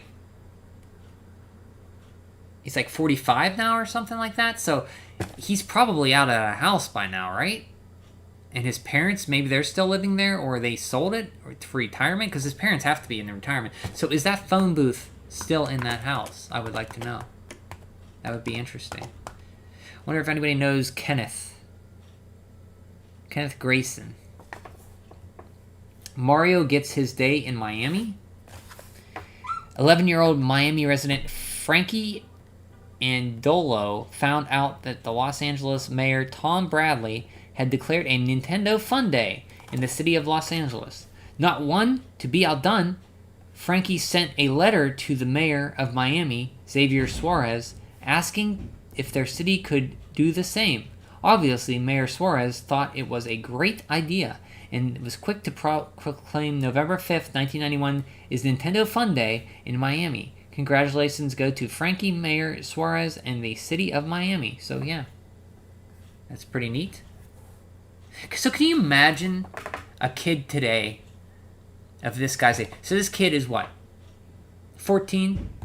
Can you imagine a 14-year-old writing a letter to their mayor and saying, I would like it to be National Fortnite Day, or National Roblox Day, or National... What's another popular game that kids that age like? I don't know. But that's like the... Can you imagine that today? And the mayor actually saying, yeah, let's do that. That sounds good. Like, that would never happen today. Dr. Mario cares about you. We've had phone calls from some concerned people who have heard stories of or read news articles about players suffering seizures while playing video games. Nintendo wants to know that video games do not cause epilepsy or epileptic seizures. It's true, though, that some people who have epilepsy may have seizures while looking at certain kinds of flashing lights or patterns, like those in some television programs or video games. Unfortunately, some people might have epilepsy but not know it because they are never had seizures. Dr. Mario recommends that you consult your physician before playing video games. If you have an epileptic condition, even if you don't, you should check with your doctor if you have any of the following symptoms while playing video games: altered vision, mental confusion, loss of awareness of your surroundings, muscle twitching, convulsions, or other involuntary movements. Gail Tilden, Editor-in-Chief. Captain America. I played this growing up, and I actually put it in a month or so ago, and I got pretty decently far, but I just couldn't get into it. It's okay. It's not a bad game. I just didn't find it too fun. I don't think I got the game.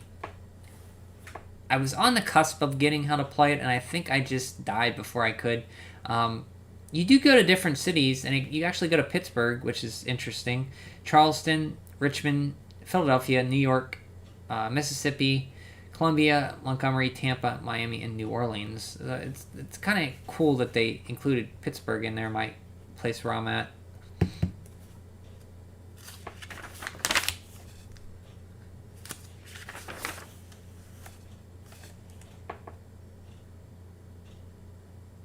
Pittsburgh, the city of steel rusting away, but someone has defended it with its gun turrets and elevated barriers. Look for the switches and knock the guns out of position.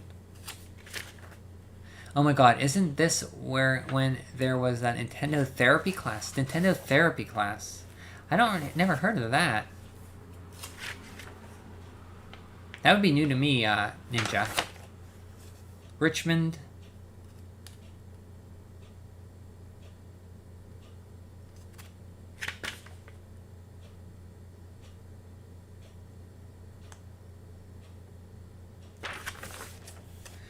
Thrilla Safari, Town and Country. TNC Surf Designs is a very nostalgic game for me. I've rented it, and I could never understand it, but I don't say I like it, but I have fond memories of nostalgicness of playing it. Mostly, like, the music, that the skateboarding theme in that game is like... It's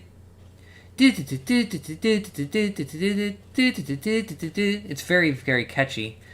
This one I never played. I think it's more of a side-scrolling platformer, but you're on a skateboard. I think it's better. Very late NES release, because we're talking 1992 here. Yoshi, my friend had this. It's a puzzle game where you basically have to stack two parts of a shell, a bottom and top, and you put as many enemies into there, and you stack as you can, and then you stack them, and you get points. If you match 3 of the same kind of enemy, they disappear for points, and you're basically Mario at the bottom running around and spinning the plates that they're on. So it's fun. It's not like what you think a platformer. It's just a puzzle game. Hey, Malta, how's it going? Dude, what's up? See, they have actually... Like, they drew this artwork for this. They put a lot of effort into this. Like, they drew new artwork for this magazine. Or maybe that was in a manual. I don't think it was in a manual. It looks too grainy. Super Ghouls and Ghosts Secret Stage Select. That's nice. Gradius 3. Advanced Bonus Areas. Super Castlevania 4. Hidden Areas. Earth Defense Force. UN Squadron. Gamer level? I guess that's an extra hard difficulty? If you're looking for an extra challenge, yeah, okay, gamer level. What did I think when I saw these for the first time? So I was getting into this. I was a big wrestling fan. Here's the cover of it, Malta. I was a huge wrestling fan. I was the most wrestling fan around this time. This was volume 35 for April 1992. And I wanted this game so bad. I got it when it came out, and I was so disappointed in this game. So when this first came out, I think I was excited at seeing all these new games, because my Super Nintendo was new, and I'm seeing all these games, looking at these graphics. I had this, but I didn't have this. I didn't have this. I didn't have this. And seeing all these games that I could rent, or my friend could get and I could play, it was pretty exciting. So I would say excitement is the thing I think of when I look through these magazines. I still get that kind of excitement remembering, and a little bit of disappointment with Super WrestleMania, but man, that game. And I mentioned Roadrunner's Death Valley Rally. I like that game, but I was kind of disappointed in it too. Oh, glad you liked the story. Yeah, it's funny, like... I mentioned in a Robin Hood one, which was a few issues back, that I remember running down to the mailbox, summer vacation, running up, and then watching, like, sitting on the floor and watching, like, either Wonder Years was on TV or Little House on the Prairie. It was during daytime TV, and it just, like, it's weird how I can forget what I did yesterday, but I can remember specifically what I was doing reading a magazine, a gaming magazine, Nintendo Power, or playing a video game. I don't know how that works. You would have been more excited about the CD-ROM tech update. Oh, yeah, well, last issue they mentioned it was coming out next year. I think that was before you stopped in here, but there was a... well, no, you were here when I read the CES. They mentioned about it. Little did they know that they would create their worst enemy with that part of history. Extra Innings, Super Tennis. So Super Tennis, I think Turbo had this, and he said it's a fun tennis game. Over Horizons, is that a pinball game? I'm not sure. What's this game? Swordmaster. I've never played this. Looks good though. Elevator Action. That's an arcade port. Faceball 2000. It's like a first-person game on the NES. I think they were making Bulletproof Software. Or maybe it was another... I think it was Bulletproof Software. They were making Super Faceball 2000 or something for the Super Nintendo. Oh, here we go. We're on Chapter 4 of the Zelda comic, The Master Sword, by Shitaro Ishimori. So here we go. I can't crack its armored shell. So if in last issue, here, I'm going to catch you up, Malta, because you weren't here. So Link got the first pendant, and he went back to Kakariko Village. It was on fire. He rescued the librarian, got the Book of Pandora to go and translate the text in the second area dungeon, which is the desert. But this big, huge landworm, I forget his name, jumps up, and this on the statue is the second pendant. So here's where we're on. So he's fighting him. I can't crack its armored shell. It's no use. Grrr! Ah ha! Grrr! If it has to be me or him, shh! It's going to be him! Grup. And here he's walking in the desert. The desert goes on forever. Ugh. Go to the Tower of Hera, atop Death Mountain. Sarasala, I'm glad to see you. I need water. Link, your priority should be finding the next pendant. Where in Hyrule is Death Mountain? It is very near. Just a mirage. Oh, it's the tower, or just another mirage? Well, it's good. It's as good a direction as any to go, if I can make it that far. What is this? He sees like a strange Triforce inscription. Yikes! Swoosh!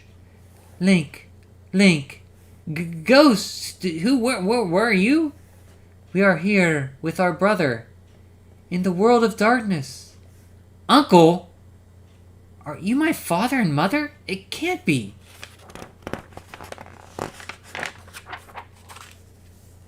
Mother! No! Thud. He falls down. What happened to my arm? Ah! You penetrated the gate to the Dark World. That wicked realm has the power to change your body to reflect your heart. The emotions now in your heart are negative and evil. You nearly became a beast. But Sarasala, Arcanum killed my uncle, and now he's holding Zelda. Yes, Link, but you can never win with hatred alone. Even if you were victorious, darkness would consume you. Only one force is strong enough to oppose evil and hatred. Link. Wait, what happened to Sarasala? Why are you here? Now, Zelda, more illusions. We are in our dream. If two people dream the same thing, they will meet. This is a dream? Dreams, mirages, it's all so confusing. It's making me even more exhausted thinking about it. Is it just you, or does Link look very off? He looks very... I don't want to say anime-ish, but I think the guy who drew this is a very famous illustrator in Japan.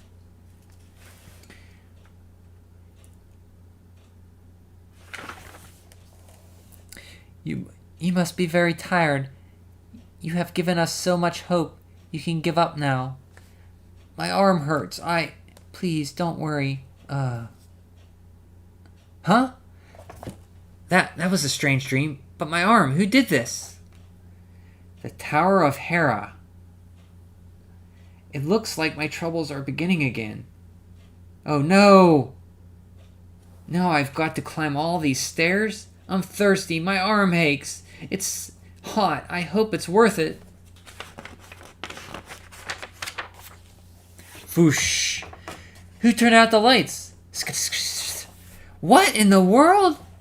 Shink. Hey, I ought to be pretty good at this by now. He sticks his head in his teeth or its eye.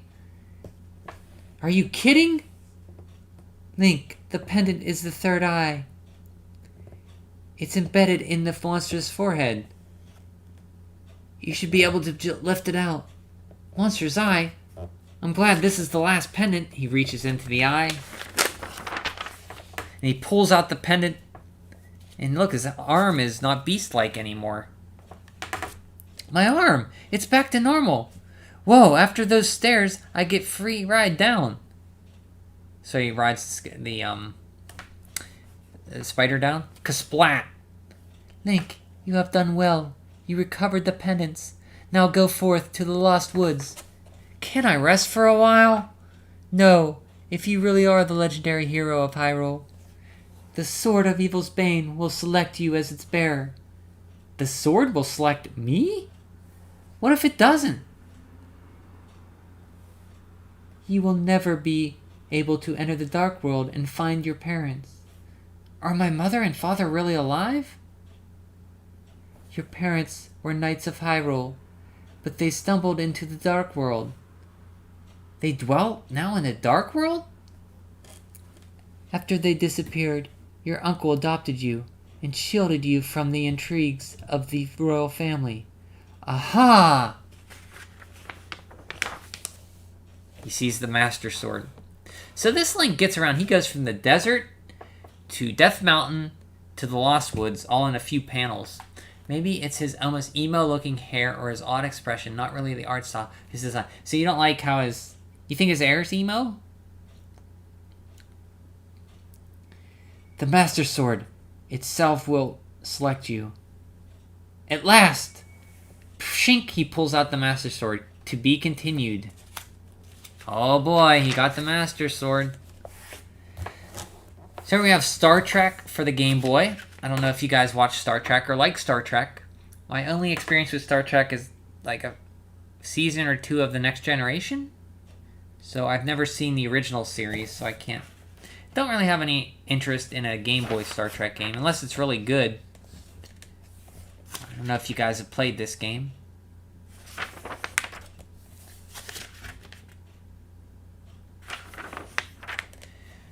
Top Gun Turn and Burn.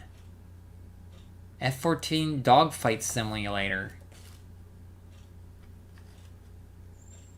So you have to land the plane too on this, okay? So you have to land the plane on the NES Top Gun. My cousin had Top Gun. Never got too far.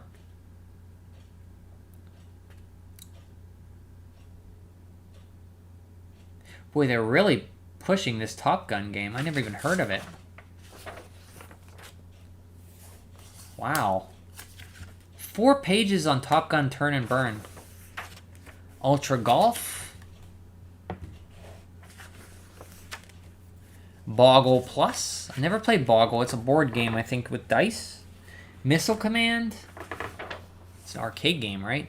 And here we are. Super Mario Brothers Adventures. Last month, Princess Toadstool was hot-footing it through the desert in pursuit of Bowser and Mario, and Luigi rode Yoshi to the Yoshi Village, where friendly Floyd, the traveling salesman, took them for a ride of a different kind. Then they learned the bad news about the princess, kidnapped again. Stomp him! Tromp him! Be cool, Ludwig, go for the one-up! Outstanding! That music's to my ears. Kashish. Listen up! What? I told you, kids, keep this video line open. What an ugly mug. Shut up. This is serious. I've done a mighty fine job raising you kids, but I've been thinking you need a mother. So I have proposed to Princess Toadstool. Excuse me, sir. I have the model of your wedding cake. Well, let's see it. Ta-da! Presenting...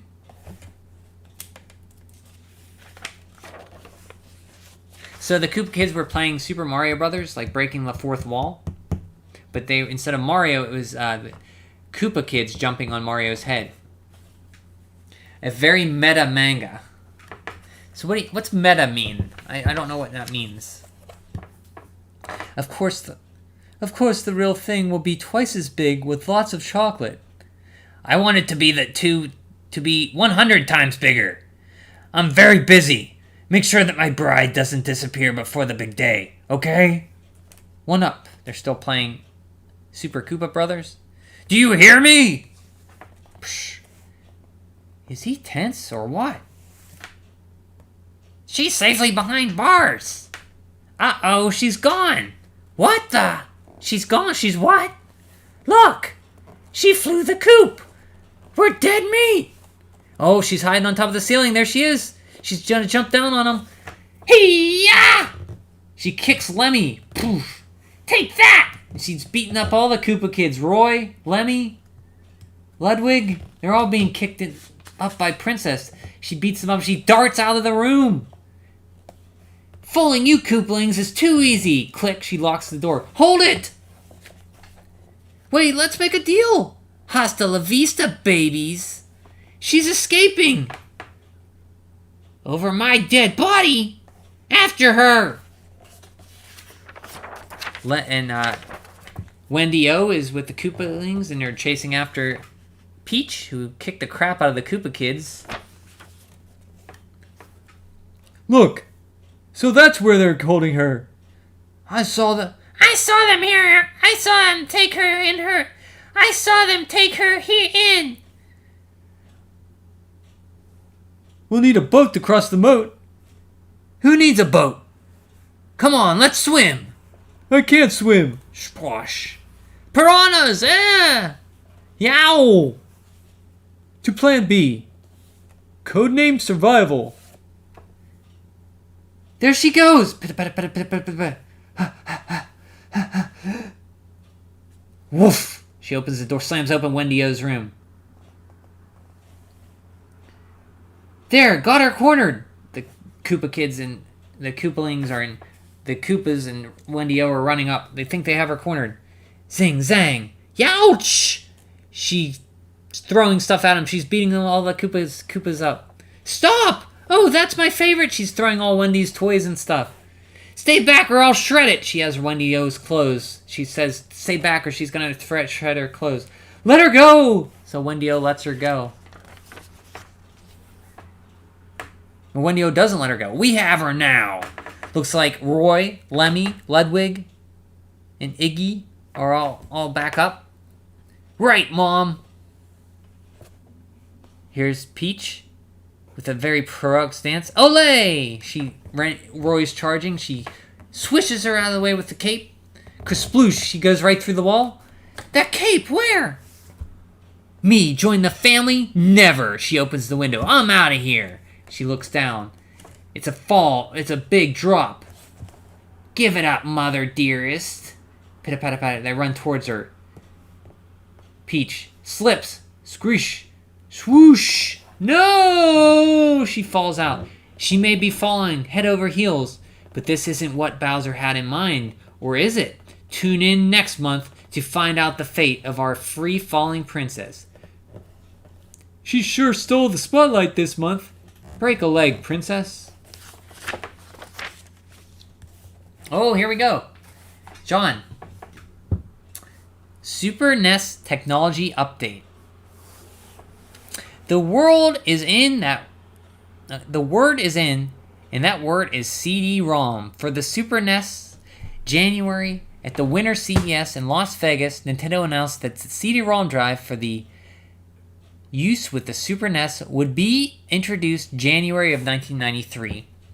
Shortly thereafter, Nintendo's third-party licenses developers received technical specifications for the new drive and were invited to a conference devoted to explaining the new hardware in detail. There they will learn about the outstanding capabilities of the Super NES CD-ROM drive, including full screen, full motion video, XA compatible, and the unit's 9 meg of RAM. Unless you're an engineer, however, much of that technology jargon might not mean much to So let's start at the beginning. The beauty of the CD format developed by Philips in the early 80s is that it can store a vast amount of digital information, as much as 250,000 text pages on a single disc. This read-only memory, or ROM, devices really suited for storing huge files such as video images or audio that would otherwise waste valuable hard drive space. By the end of the decade, people began talking about multimedia applications for CD-ROM. The idea is to bring audio, visual, and text together in an interactive program, a program that is controlled by the user, unlike a videotape, which is passive. The current generation of Super NES video games is limited by the memory capacity of the expensive ROM chips. The largest games, such as Street Fighter II, require 16 megabytes of memory. As a result, developers cannot practically include full-motion video sequences or real voices, which require huge amounts of memory. A single CD-ROM, however, can store more than 500 megabytes of information. With that kind of capacity, you could store more than 1,000 games the size of Super Mario World, 4 megabits. Or a single disc, in addition to the CD-ROM discs, are cheaper to manufacture than microchips. Clearly, CD-ROM technology offers a lot, and it is an offer too good to refuse. Nintendo's CD-ROM is not a game system by itself. It will work together with the Super NES, combining the superb graphics and sound capabilities of the 16-bit control deck with the enormous memory power of the CD-ROM drive. The results may be games in which you see digitized characters and settings of a quality not realized by Super NES games packs, with their limited memory capacity. Not only may characteristics look like the real thing, they may sound real too. In fact, part of the creation of some future games will be certainly including film scenes which will be digitized and stored on the CD-ROM. Nintendo has joined with Philips to make the Nintendo CD-ROM compatible with its XA Bridge. The XA Bridge is a world standard system allowing CD-ROM programmers to run on various machines, much like the VHS format for VCRs.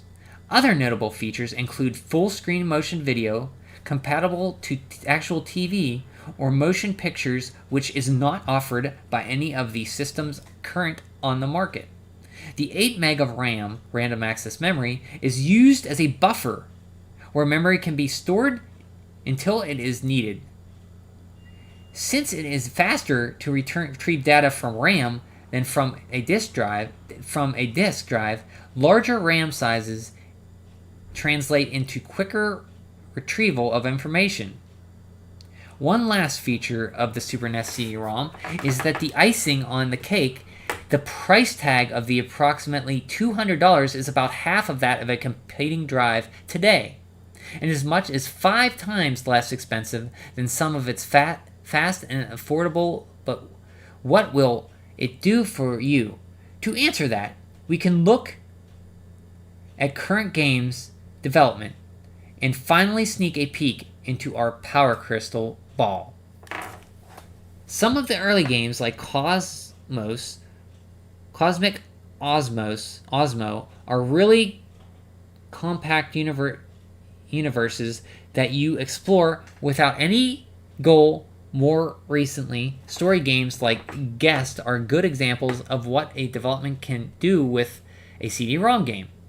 Guest is a ghost story that combines exceptional computer graphics with full motion video images. As you explore the house, you will manipulate objects and encounter ghosts who slowly reveal intriguing story. Only with a CD-ROM can you store all the information necessary to render the rooms and characters in such a realistic detail. Okay, I gotta take a break here. Let me see. Meta referring to itself, to the conventions of its Oh yeah, because they were playing like a Super Mario Brothers clone. Except Nintendo would refuse it for the N64. Yes, they didn't like that Sony held the power of the CD-ROM. They get they had all the power of that technology along with Philips, or Sony, I think, had the CD-ROM, so they broke that deal. I think, what's his name? Yamauchi. There it is. Philips, don't. Sony. Can't wait for them to talk about Hotel Mario. So at what point was it spun off from SNES to become the CDI? That's a good point. I don't know. We'll find out that later, probably. I know they had a deal with them to get 3 Zeldas, which they released, which I've never played those 3 Zeldas on CDI. In addition to CD-ROM is the excellent information-based programs today, such as programs run the games from Grolier Electronics Encyclopedia for the CD-TV, to be Beethoven Symphony 9 from Voyage for the Macintosh. Most of these programs use a multimedia approach that lets you read text, listen to music or speeches, and see pictures, usually still pictures or video animations. Virtually any subject or skill can be taught in the interactive approach, which the combined power of the CD-ROM and Super NES, creating sophisticated electronics classroom. So what will the Super NES CD-ROM games be like? For one thing, they'll be more diverse than current games. Single-frame cinematic scenes will probably be replaced by full-motion video in games based on movies like RoboCop. You may see scenes from the movie played out. In fact, you may actually control one of the characters. Sports games are including your favorite athletes whom you control or whom plays against you. How would you like to go one-on-one with Michael Jordan? Simulation should be more real than the ever when they make use of full-screen, full-motion video. And voices. Imagine yourself in the cockpit of a F-14 with mission control directing you towards your target. Adventure games will certainly be bigger with more dungeons or exploring more realistic enemies, although we can't say anything definitely about the games yet. One thing is for sure, the Super NES CD-ROM will open up great new worlds of fun, and it's just around the corner. And ironically, them canceling the deal with Sony for them ended up with Sony. Yep, and it created their worst competitors. They never really sold much. They never sold more systems than their previous one up until the Wii.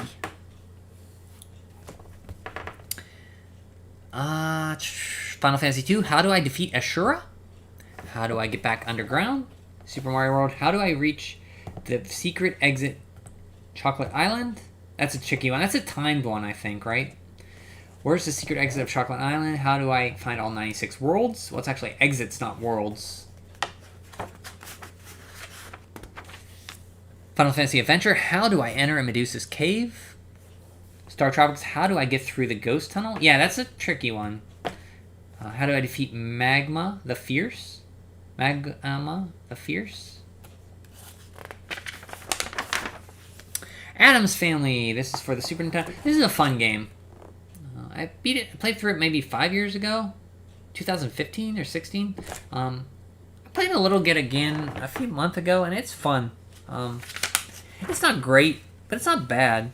It sounds good. It looks fine. Plays well. It's a little weird hit detection, but it's pretty ambitious. It's a big game. The area you go in is like, it's an open world. You can go pretty much anywhere. You find like items. It's almost Metroid-y, but it plays like a Mario game, but it's not quite a Metroid game. But it's almost there.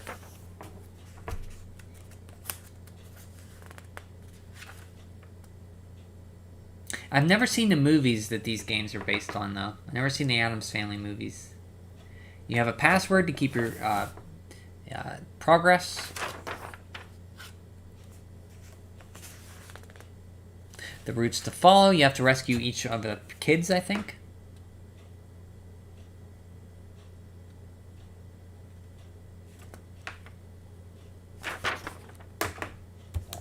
Here you go. See, the poster is ripped out, so I don't know what the poster was this month. I don't know where the poster's at, so I don't know. Super WrestleMania Slam Bam into action. The War in the Ring is on. 10 of the WWF's top contenders fight for the bragging rights in LJN's WWF Super WrestleMania, an action-packed slam fest for 1 or 2 players. So yeah, I was saying how I was disappointed with this. I'll get into it a little bit more. Just reading this, I thought, wow, this is going to be amazing. Look at these they look just like the characters. Like, look, you had Macho Man, The Undertaker, Hawk and Animal from Legion of Doom, Ted DiBiase, $1 Million Man, Sid Justice, Typhoon and Earthquake from the Natural Disasters, Hulk Hogan, and Jake the Snake. Like, that was a great roster. Now, why this game was disappointing, every character, you had different characters, but they all controlled the same, they all had the same moves, so it didn't matter who you picked, they all played the same. They didn't have finishers, it was very slow, it was just very generic and boring. It was not good. It was just boring. And I still haven't, and my most disappointing game I ever got for the Super Nintendo was this game. With Roadrunner being a distant second, Death Valley Rally.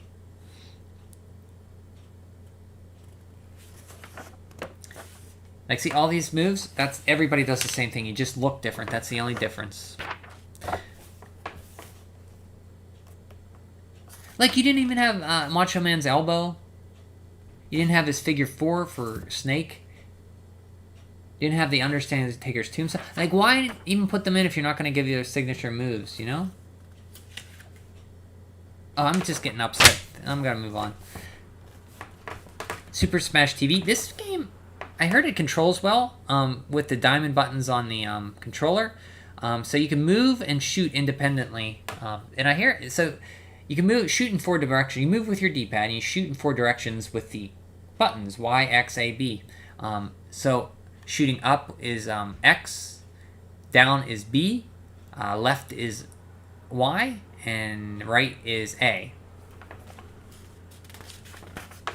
But I've never played it for more than a few minutes.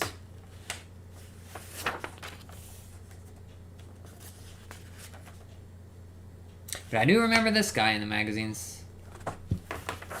It's like a game show host or something on tank treads. Really weird. Let's see. ActRaiser. Lots of kids are beating ActRaiser. Batman Return of Joker. Lots of people finished. Castlevania 4. Lots of people finished. Draken. People finished. Still DuckTales being finished. Final Fantasy 2. Final Fight being finished. Lots of people finishing Little Mermaid. Ninja Gaiden 3. 2 people finished. Great game. Ninja Gaiden 3 is probably my favorite Ninja Gaiden game on the NES. They're all good, but I really like Ninja Gaiden 3. Super Mario World, lots of kids finishing. Team NT, Fall of the Foot Clan. Ultraman, The Uninvited. UN Squadron. Win RoboCop's car. Second prize winners, RoboCop game pack of your choice from Ocean. A RoboCop 2 videotape. Third prize, Nintendo Power jerseys. I would like a Nintendo Power jersey today. Now playing with George and Rob. 2 guys' opinions on the latest releases. Or like, I think Ninja and Richard, who stops in here. And Richard's probably busy. He's not in here. But Richard said, or somebody said that this is Brian and Richard reviewing games. AD&D Pool of Radiance. Hook. I did rent Hook. It was pretty bad. The Super Nintendo one was pretty good, but this one is kind of... I didn't like it. Maybe I'm getting... Wait, maybe that was Fox's Peter Pan and the Pirates I rented. Yeah, I might be confusing that with Fox's Peter Pan and the Pirates. I don't think I ever played Hook, because this doesn't look familiar.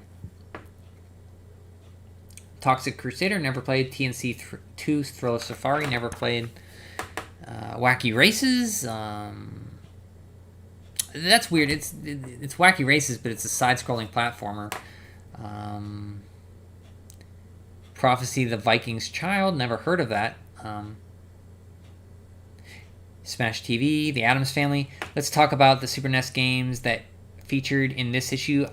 I like The Addams Family quite a bit, better than the movie, in fact. I wasn't all that impressed. I don't feel that it isn't that much of an upswing from the NES Game Boy games of the same title. It's another Mario-like game when you run around and stomp enemies. Yes, but it's a good Mario game, like game where you run around and stomp enemies at the beginning of the game. When you step onto the Addams Family's mansion, there are several doors that you can open, each leading to a different action-packed stage. That's a good innovation, and that leaves the players with a lot of choices. Yeah, I agree. I also like the enemy characters. Many of them are quite funny and well thought out. I think that it's an all-around solid effort that will satisfy a lot of players. I agree. So it looks like George is me for this review, and Rob is Richard.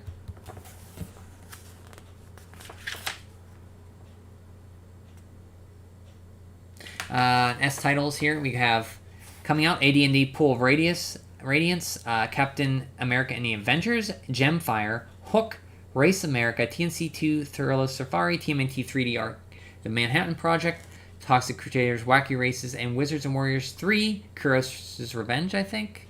Is that the subtitle? Yoshi. For Game Boy, Boggle Plus, Hook, Missile Command, Mousetrap Hotel, Prophecy, The Viking's Child, Soccer Mania, Star Trek, Top Gun, Guts and Glory, Turn and Burn, Ultra Golf, and Yoshi. For the Super NES, just 3 games: Addams Family, Smash TV, and Super WrestleMania. With, it looks like, the Addams Family getting the highest scores this month. Top 20, here we go, let's see. Super Mario 3, Battletoads, and The Legend of Zelda back on number 3. This is for NES. Mega Man 4, the newest NES Mega Man game, triumphantly breaks through to the upper crust of the NES Elite. Great game. Final Fantasy, Tetris, Mega Man 3, TMNT 2, the arcade game, Tecmo Bowl, Mega Man 2 is up to number 11, Metroid, Super Mario Bros. 2, Batman Crystallis, Zelda 2, The Adventure of Link. I'm glad Richard's not here to insult it, because I'm glad that's on there.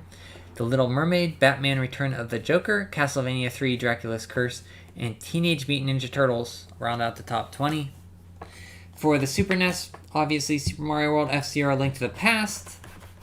And About Link to the Past is the first time. If you remember last issue, it was like around here, but now it's up to number 3. And they say, dare we say that this game may be the one to topple Super Mario World. It's possible, but it may take a while. Final Fantasy II. Final Fantasy II is getting similar votes from the players, pros, and dealers. It's a well-rounded game. Yeah. Simon Belmont, Super Castlevania 4. Simon Belmont is whipping his way through his most legendary journey. Hasn't Dracula bit it yet? Nope. F-Zero is higher than A Link to the Past. It is. So I don't really care for racing games much. I do like the original F-Zero a lot. I think a lot of that has to do with nostalgia and just the music of that game is great. Just super. Final Fight, SimCity, ActRaiser, Contra 3. Busting onto there. Super Ghouls and Ghosts, John Madden Football, Pilot Wings, UN Squadron, Super Bases Loaded, RPM Racing, Lemmings, Super Tennis, Super R-Type, Gradius 3, The Addams Family rounding out the top 20. And here we see, you'll be happy to know, Ninja, that Metroid 2 has surpassed Super Mario Land as number 1 this month. Fourth time, for 4 months being on the chart, it's finally number 1. Displacing Mario at number 1 was no easy task, but Samus still has an even greater task to tackle with the Metroids. Can Super Mario Land make up the 187-point difference to earn the coveted top spot next month? We'll see. See Dr. Mario number 4, Mega Man Dr. Wily's Revenge, number 5. And here's your rest, with Castlevania The Adventure being number 19. Tecmo Bowl being number 20. Home Alone's right in the middle there at 13. Operation C, which is a fun game, is number 10. Castlevania 2 is a good game, number 9. Final Fantasy Adventure, or Second Descensu, is number 7.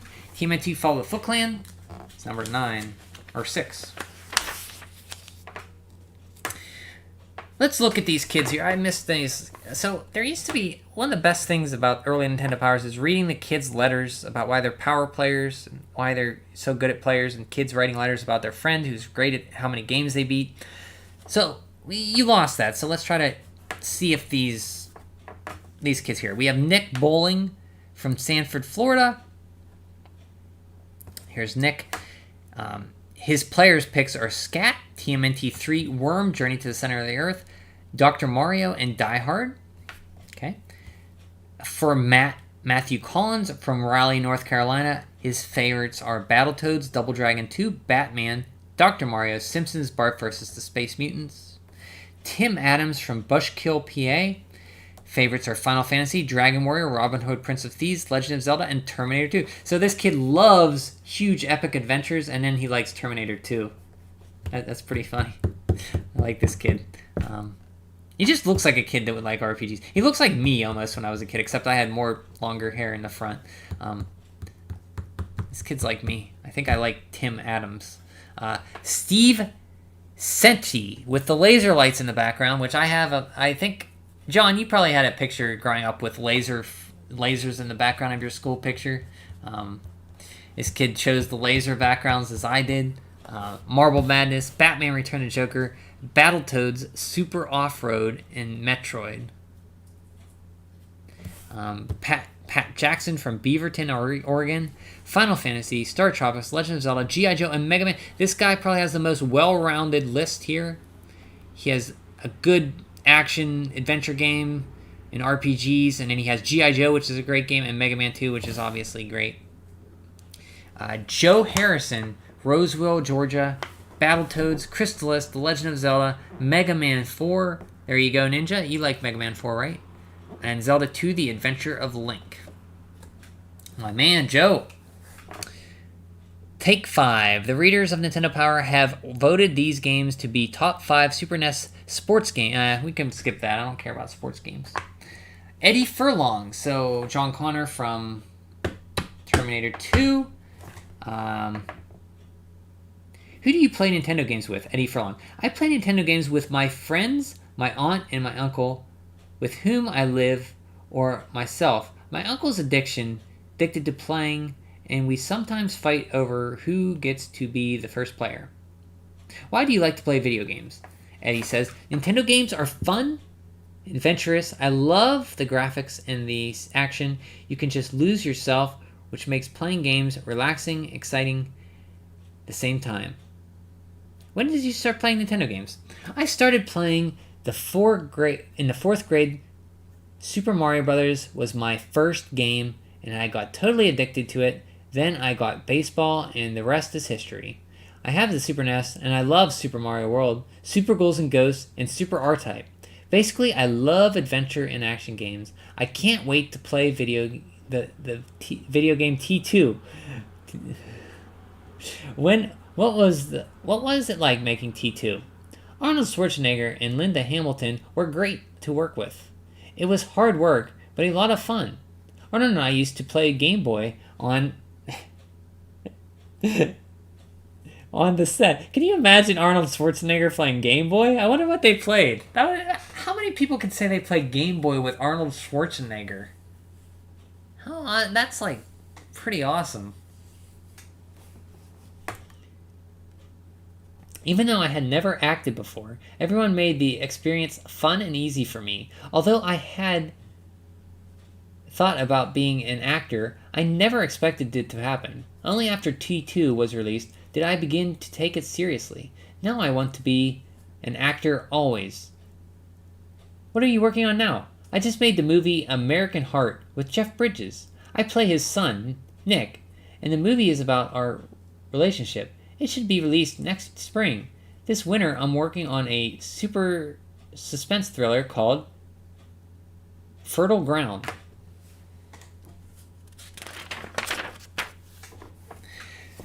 Packwatch, look at future games. For the Super Nintendo, Street Fighter 2. Never heard of this game, huh? This was a huge deal. I first started playing arcade games around this time. I think I saw Street Fighter 2 and played it. This was huge, and I got this game along with Turbo later on. And then my fighting game interest, It died off with Street Fighter 2. Except Castlevania Judgment. I do kind of want to play more of that game.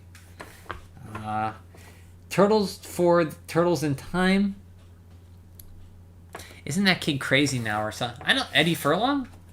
I don't know. I haven't followed him. He would have been about my age then. I think he's a little older than me.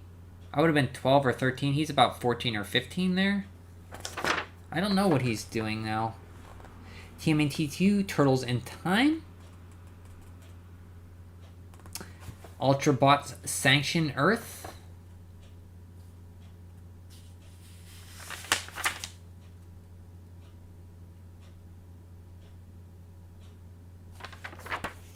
Top Gear, Pebble Beach, Golf Links, Wings 2. I mentioned the only Super Nintendo game I ever got that didn't work. I had the cartridge I got a while ago in the late 2000s and it just never worked. Might and Magic, RoboCop 3, Batman Return to the Joker. Sunsoft's latest Batman game, I never played this. Batman Return to the Joker for Game Boy isn't based on the sequel movie due out this summer, but it still features the Cape Crusader and the means action and fun. This game has 4 stages, the first 3 of which can be played in any order. Only after completing the first 3 stages can Batman move on to the final stage. In addition to the stage select, there's also a difficulty level option and a sound test. The action is fast and the controls may take a while to master. Batman's chief moves are a double jump, which also allows him to scale walls, and swing moves using the bat hook. There are some great effects, as well as the sewer stage is flooded, the screen blows, the water flying becomes sort of wavy forms, magnificent. It actually looks as if it's underwater. 4-in-1 fun pack, chess, backgammon, and Othello maybe? Japan Watch.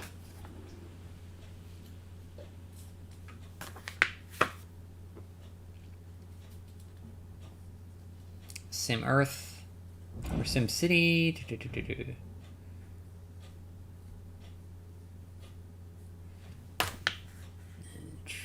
Little Mermaid. Bioforce Ape.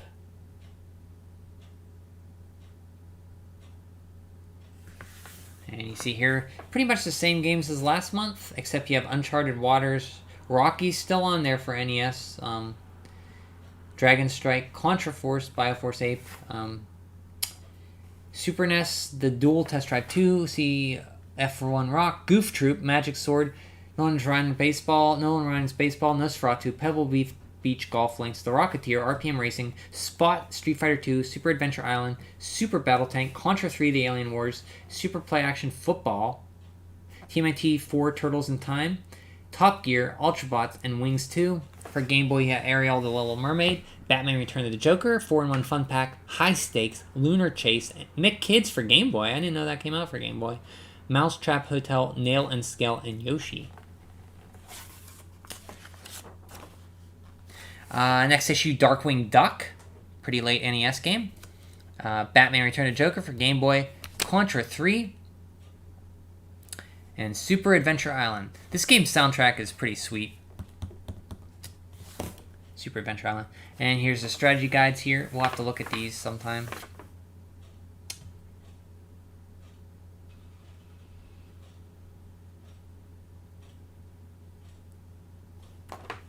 Power Trivia for Nintendo Power Animals only. Are you an avid Nintendo Power reader? You'll have to be in order to answer all of these questions correctly. Some of the questions deal with past issues, so break out your stack of Nintendo Power magazines. Well, how do you think? How do you think you did? We'll print out these answers to these questions in the next issue of Nintendo Power. Stay tuned.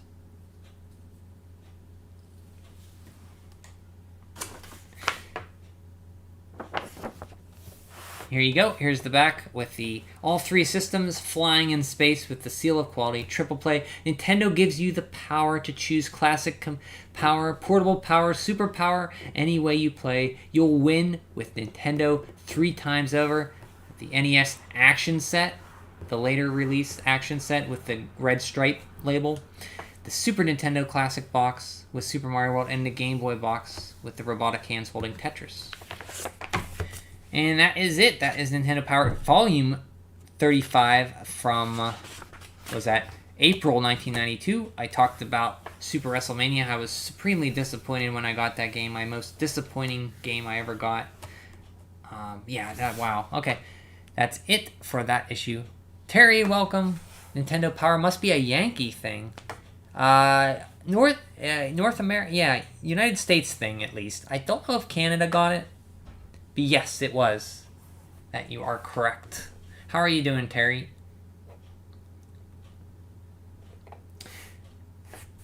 So, that is a look at the Nintendo Power. Let's look at, before we go, let's look at one of those strategy guides in this back of the issue. One of these, which would you like to see? You have Game Atlas, Game Boy games, Mario Mania, or Super NES. I'll have to find them. Let me check here. I will be right back, and we will take a quick look at one of these guides. Whichever one I can find. I'll be right back.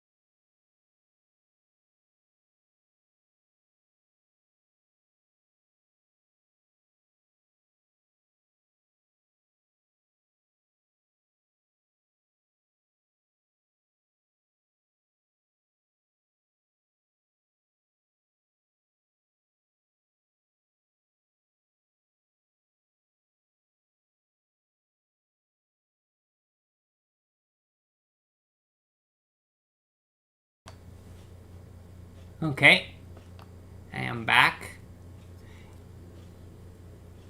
You're chilling right now, Terry? That's good. What time is it over there? You're in England, right? I'm assuming. I think you mentioned once you were.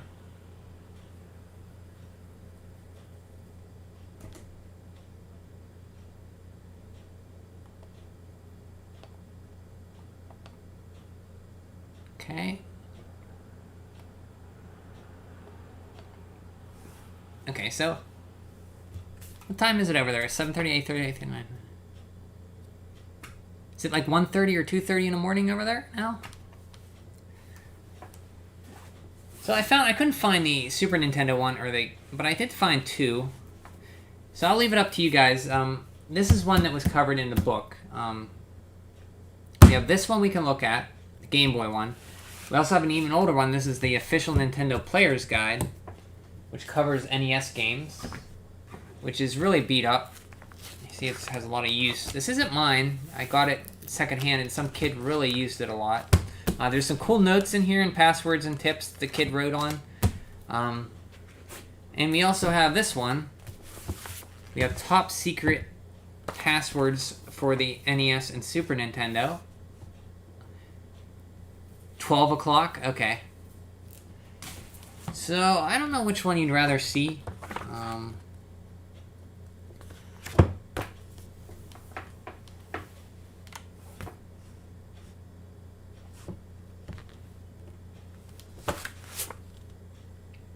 Maybe...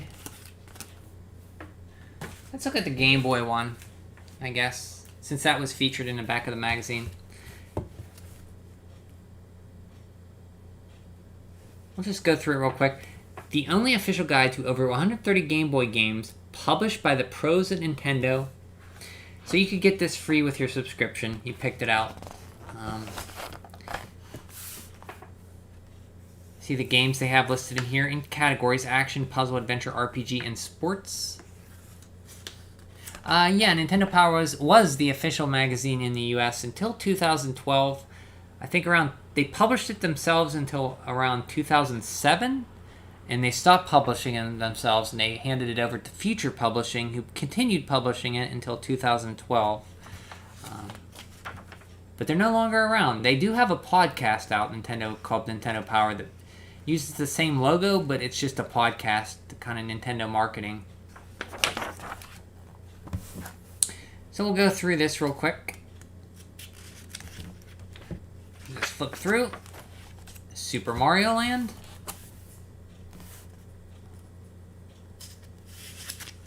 With Princess Daisy of Sarasaland.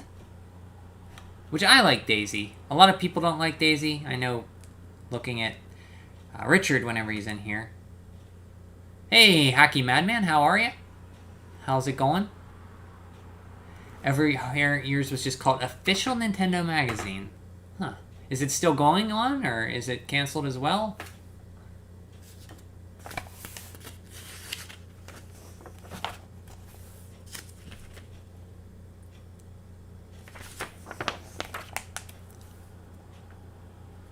That's good. Glad to hear you're all right. I'm doing good. So we just got finished looking at issues 34 and 35 of Nintendo Power and saw an ad for these player's guides you could get, so I figured I'd look at one of these real quick. This is just Game Boy games. We're looking at Game Boy Player's Guide from Nintendo. You got for signing up for subscription Nintendo Power, which was a magazine in the US here. Still going, but it's lame now.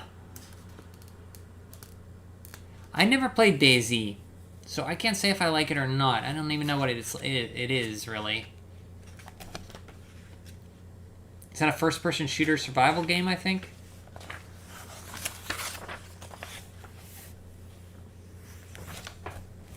TMNT Fall of the Foot Clan? I think over in Europe it was Teenage Mutant Ninja Hero Turtles. Is that right, Terry? It's called Hero Turtles over in Europe? Because you guys had something against ninjas or something?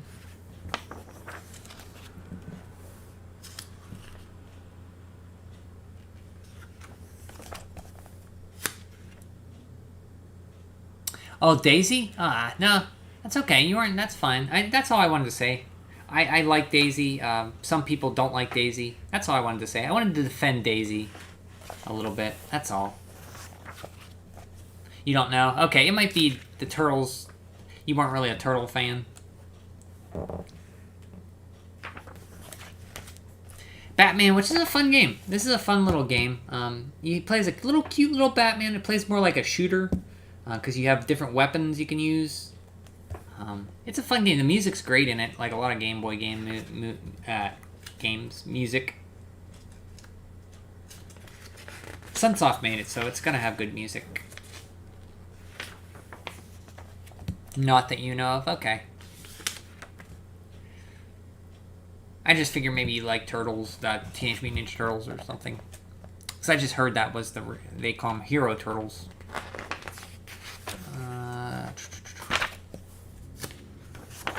Operation C. This is a fun Contra game. If you like Contra, It's pretty good.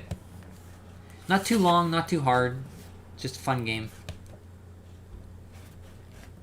You have like a homing shot that's just like a regular pea shooter that homes in on people. Makes the game a little easier if you want to use that.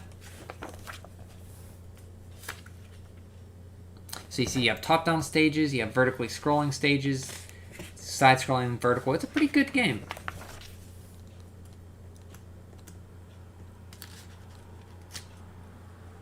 Yeah, when game magazines were the only source. See, I used to get them at grocery stores, buy low supermarket with my mom every Saturday. Go and read them, maybe pick up one. That's how I got my Nintendo Power subscription. And then I'd go over to Woolworths, 5 and Dime, and look at the games behind the case. Maybe every once in a while, she got me a game a few times if I bugged her.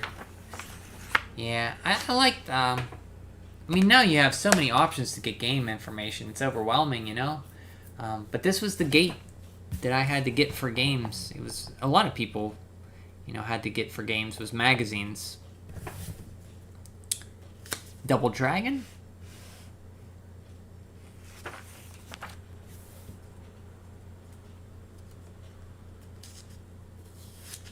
These are basically just little helpful hints and stuff. Or, not reviews, but they told you a little bit about if you needed tips for and maps for games for Game Boy. Nemesis, which is a shooter like Gradius, I think. I don't know if it's the same series as Gradius, but by Konami.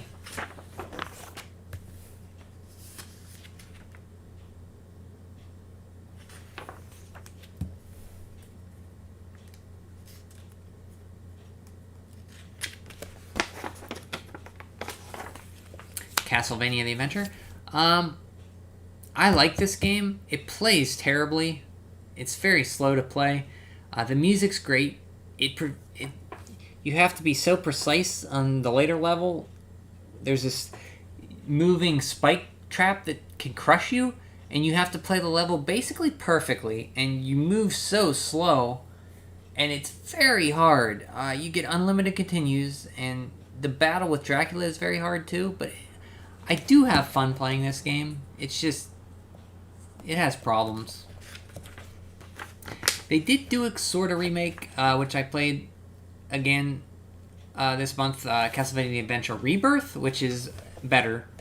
But this was an early Game Boy game. You move really slow.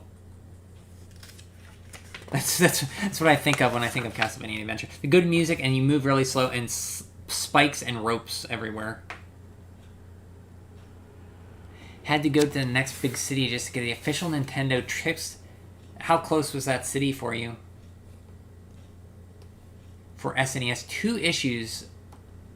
See, my closest place I could go to get game magazines was 20 minutes away. It was in a town. I lived pretty in a rural area, so I would love every Saturday going with my mom to look at local grocery store in a local town and look at magazines. Back when we used to pay for marketing. Basically, yeah. Marketing, and basically they told you what was coming out, and they kind of hyped stuff out depending on the magazine. Nintendo did that a lot. But I loved it. Back then I didn't think of it as a marketing, but because it was the only way I knew when games were coming out, you know? What games were coming out, unless I saw it in the store, in like Hills or Ames or Sears. For kids, next city was out of reach. Yeah, I had a bike, but I mean, this place was too far for me to ride on a bike, you know.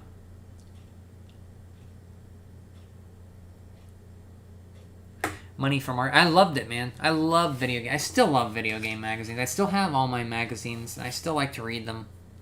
It's just, it's fun. It's fun for me. It takes me back to that time. It's just, reading a magazine, a game magazine, is just great. Like, I'll pull one out and, you know, read it on the toilet or something. Just for a little bit.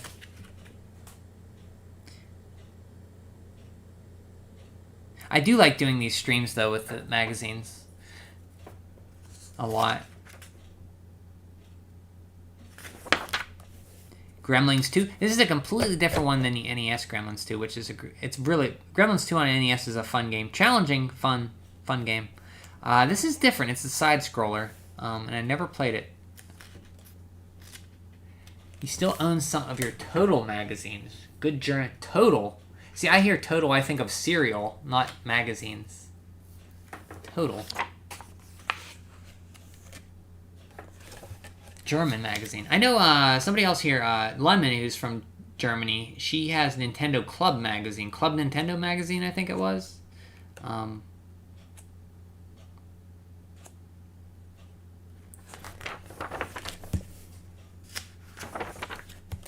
The Hunt for Red October. I keep hearing a lot about this game, and I've never played it.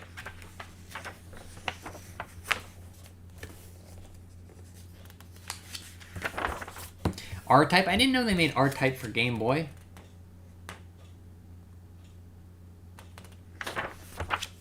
Solar Striker. This was a Nintendo-developed shooter. I think it's okay. It's not that great, I hear. Gremlins on Game Boy was hard as F without the walkthroughs, of course. So you played it then? So it looks like... Oh, good. Oh, wow. Sorry, I'm excited. So I'm excited and worried at the same time. So this is a little news. I got an emergency alert here. National Weather Service tornado warning in this area until 8 o'clock p.m. Take shelter now in basement or interior room on lowest floor of a sturdy building. If you are outdoors in a mobile home or a vehicle, move to the closest substantial shelter and protect yourself from flying debris. And I also got my mom just sold her house, so I was going from oh no and to oh yes. So my mom just sold her house. Oh, that's great. So I don't know what, I'm like worried and happy at the same time. So yeah, great news. Hopefully we should be okay. I can't really go anywhere. I'm in the top floor of an apartment. So I should be okay. I mean, it's a brick building. I don't really have a basement. So Solar Striker, I was saying, I think it's a Nintendo developed shooter early for the Game Boy. I've never played it though. I'm more of a shooting tourist. I heard that term and I like it. I've only completed a few shooters. I recently beat Axlay on normal for the first time, and I really like Axlay for Super Nintendo. I beat Burai Fighter on NES and Legendary Wings. But I haven't beat many shooters. I would like to try this one because I hear it's not too hard. The Revenge of the Gator, which I hear is a good pinball game. Do you like pinball? Yeah, I played it as a kid. A friend of mine came over and I played with his Game Boy while he had fun with it. Nice.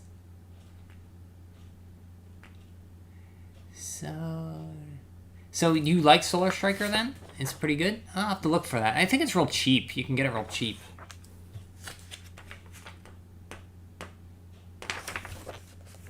Tetris? I've never played the Game Boy Tetris. Well, no, I can't say never. I played a few minutes of it, but I was never a big Tetris fan. It just never appealed to me, which is odd because, you know, Tetris is considered one of the greatest games of all time.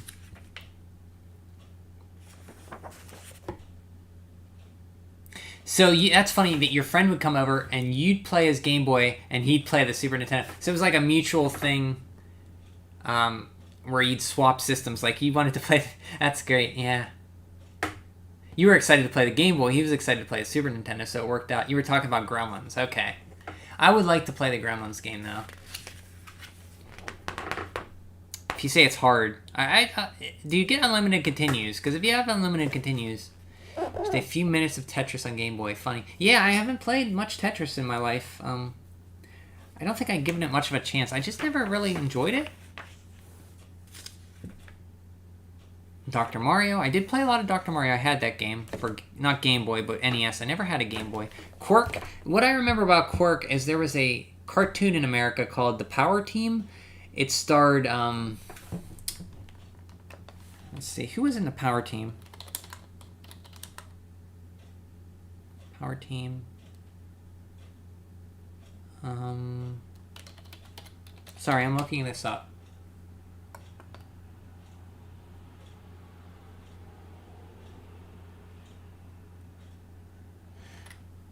Cartoon featured characters from Acclaim video games. They included Max Force from Narc, Kuros from Wizard and Warriors, Quirk, which is this guy, and Tyrone from Arch Rivals, and Bigfoot the Monster Truck. The cartoon was also featured on cartoon version of host Video Power Johnny Arcade. Yeah, I used to watch that, and it had this Quirk guy who was a tomato. No, I don't think Tetris is overrated. I just don't enjoy it as much as everybody else. I'm not going to throw hot takes out here. I won't say anything. Solomon's Club is a game follow-up to Solomon's Key, I think.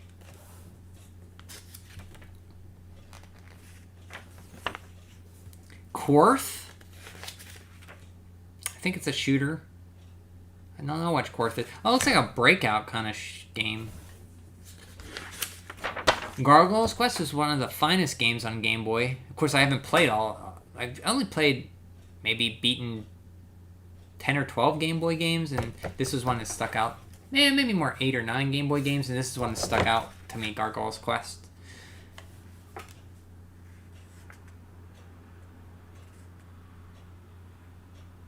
Resolution is a bit low. Oh, it is kind of low, isn't it?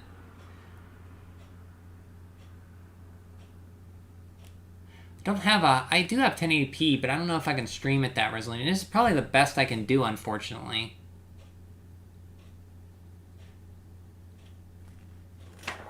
You play Tetris at work when you're not busy. Really? What do you play on, Terry? Well, a lot of times, Madman, I know that I'll read the articles if they pique my interest, and if somebody says go back to something, I will go back to it. You played Snake on the toilet. Yeah, I mean, lots of people play games on the toilet now, right? There's the Ghoul Realm in Gargoyle's Quest. I play emulation on my phone during your off time. Can you control, like, platformers with the touchpad, though? I have a hard time doing that. One of the mini arcade things. Okay. Mini arcades. SNES emulation. Hey, Malta? Yeah, Game Boy. We went through 2 issues of Nintendo Power, now we're looking at this Game Boy Player's Guide.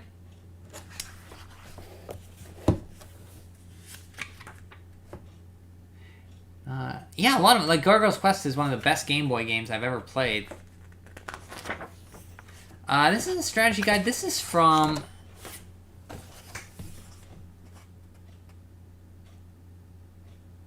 $1991.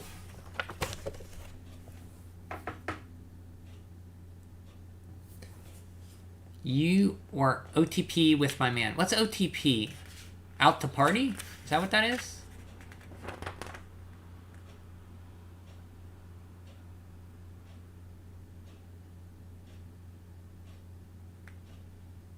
What emulation do you play? What do you guys play at work, and what do you play?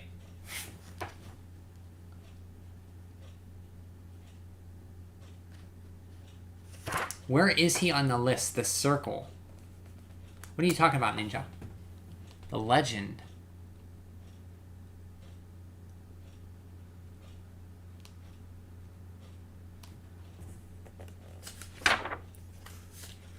Cosmo Tank?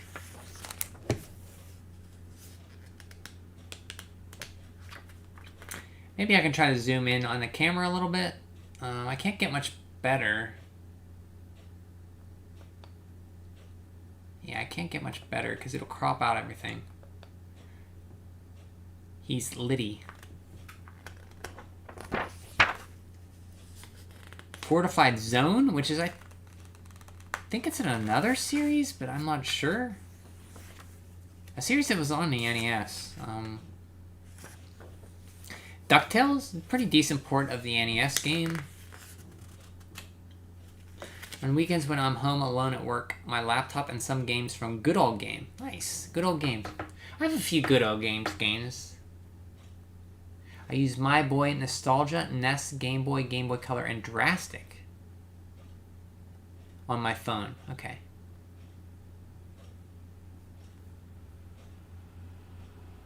So I think, like, now you can play games so much. It's so easy to play games now in this day and age. It's like the best time to play old games. You have such a choice of old and new games to play, and easier to play them than ever with emulation. Malta, I didn't ask how you're doing, Malta. How are you doing?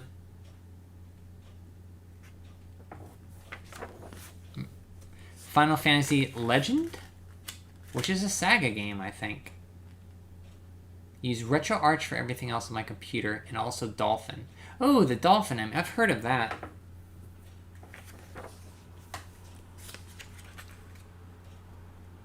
Still want back your Sony Ericsson R800A, aka Xperia. Yeah, I think you mentioned that to me now.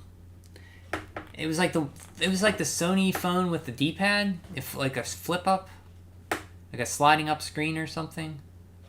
I remember you mentioning that you don't have it anymore.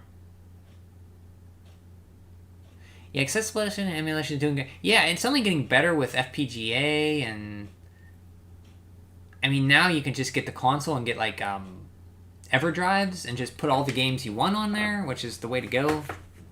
If you want to play real stuff, it's cheaper in the long run. And there's emulation if you don't want to do that. The flip-up D-play pad, yeah. Yep. Richard, hello! You just missed 2 Nintendo Power magazines. How are you doing? Hope your day went well. Old but good with the D-pad. You're doing great. Thanks for asking. Good to hear, Malta.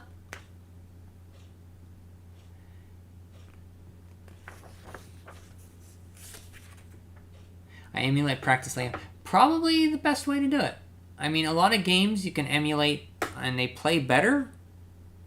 Like with a keyboard. There's some like, I heard today you could play Metroid Prime with a mouse and keyboard, which would be interesting to play. You can upscale stuff with Dolphin. I've never used it, but it would be pretty cool.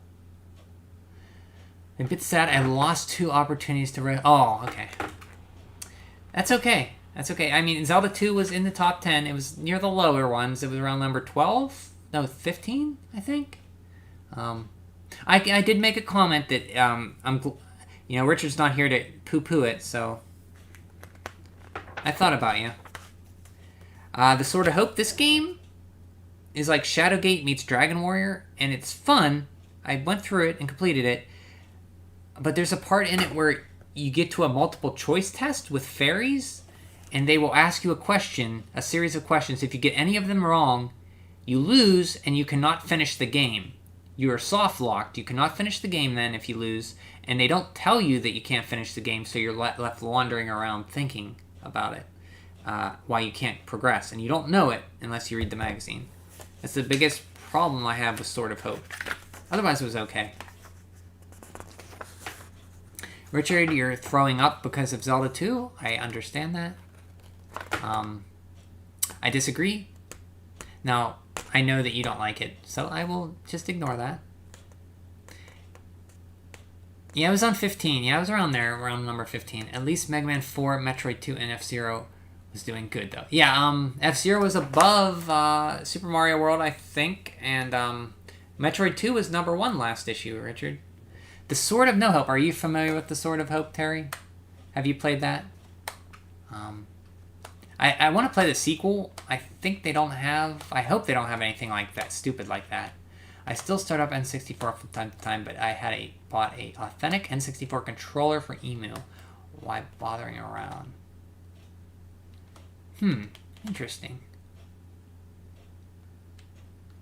If I had bought an N64 controller for email, why bothering? Okay, yeah, I gotcha.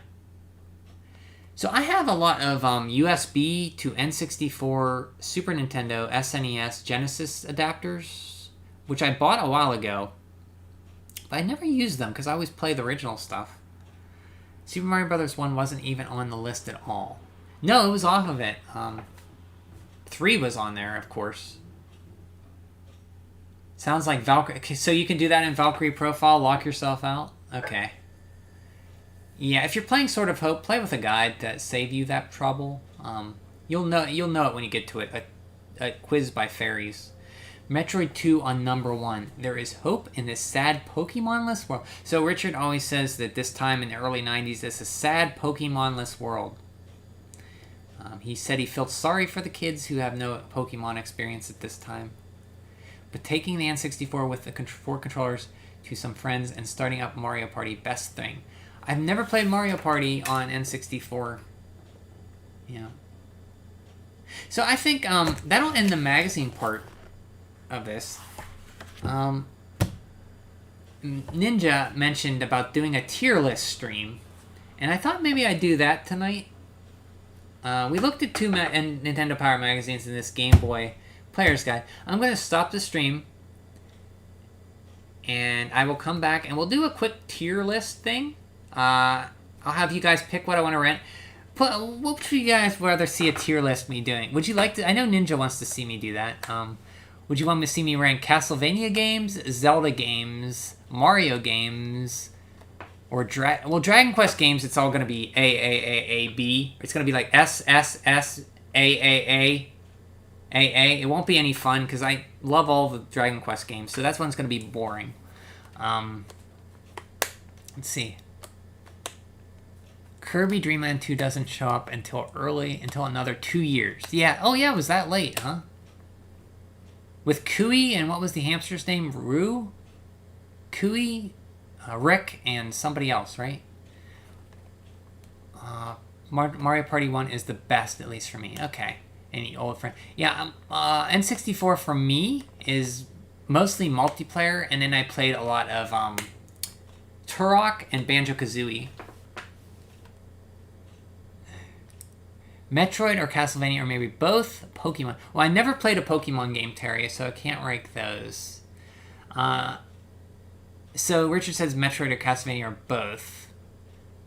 The one I'm playing right now, tier. So, yes, Richard always razzes me because he always... So, the reason I'm doing this is because every time I'm playing something, Richard and Lemon and Ninja sometimes will always ask me, what's your favorite? How do you rank these games?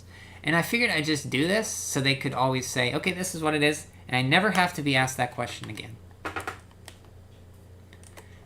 Metroid, okay. So maybe we'll do Metroid. You guys ever played the EU version of Turok? It's horrible. I have never played the European. I've never played any European version game. I have not. But I do like Turok. It plays a lot like Metroid Prime. It's a pseudo-early Metroid Prime, which I like. The second Turok I wasn't as high on, but I like the first one a lot. I can't say that. I never revisited it, so I don't know if it holds up. The Mario Party with a lot... Are you talking about the glove that you had to use because it was hurting kids' hands? Did they sent you a glove? Androids instead of humans. Okay, I'm going to end right now, and I will be back. Give me a second to figure out how to share the screen, and we'll be back with a quick tier list. And you guys can dissect my opinions on games and give me grief for what I like and don't like and yell at me. Do Metroid and Castlevania. Metroid has so few games. Okay. Okay, I will be right back. Thank you for watching these Nintendo Power videos here. And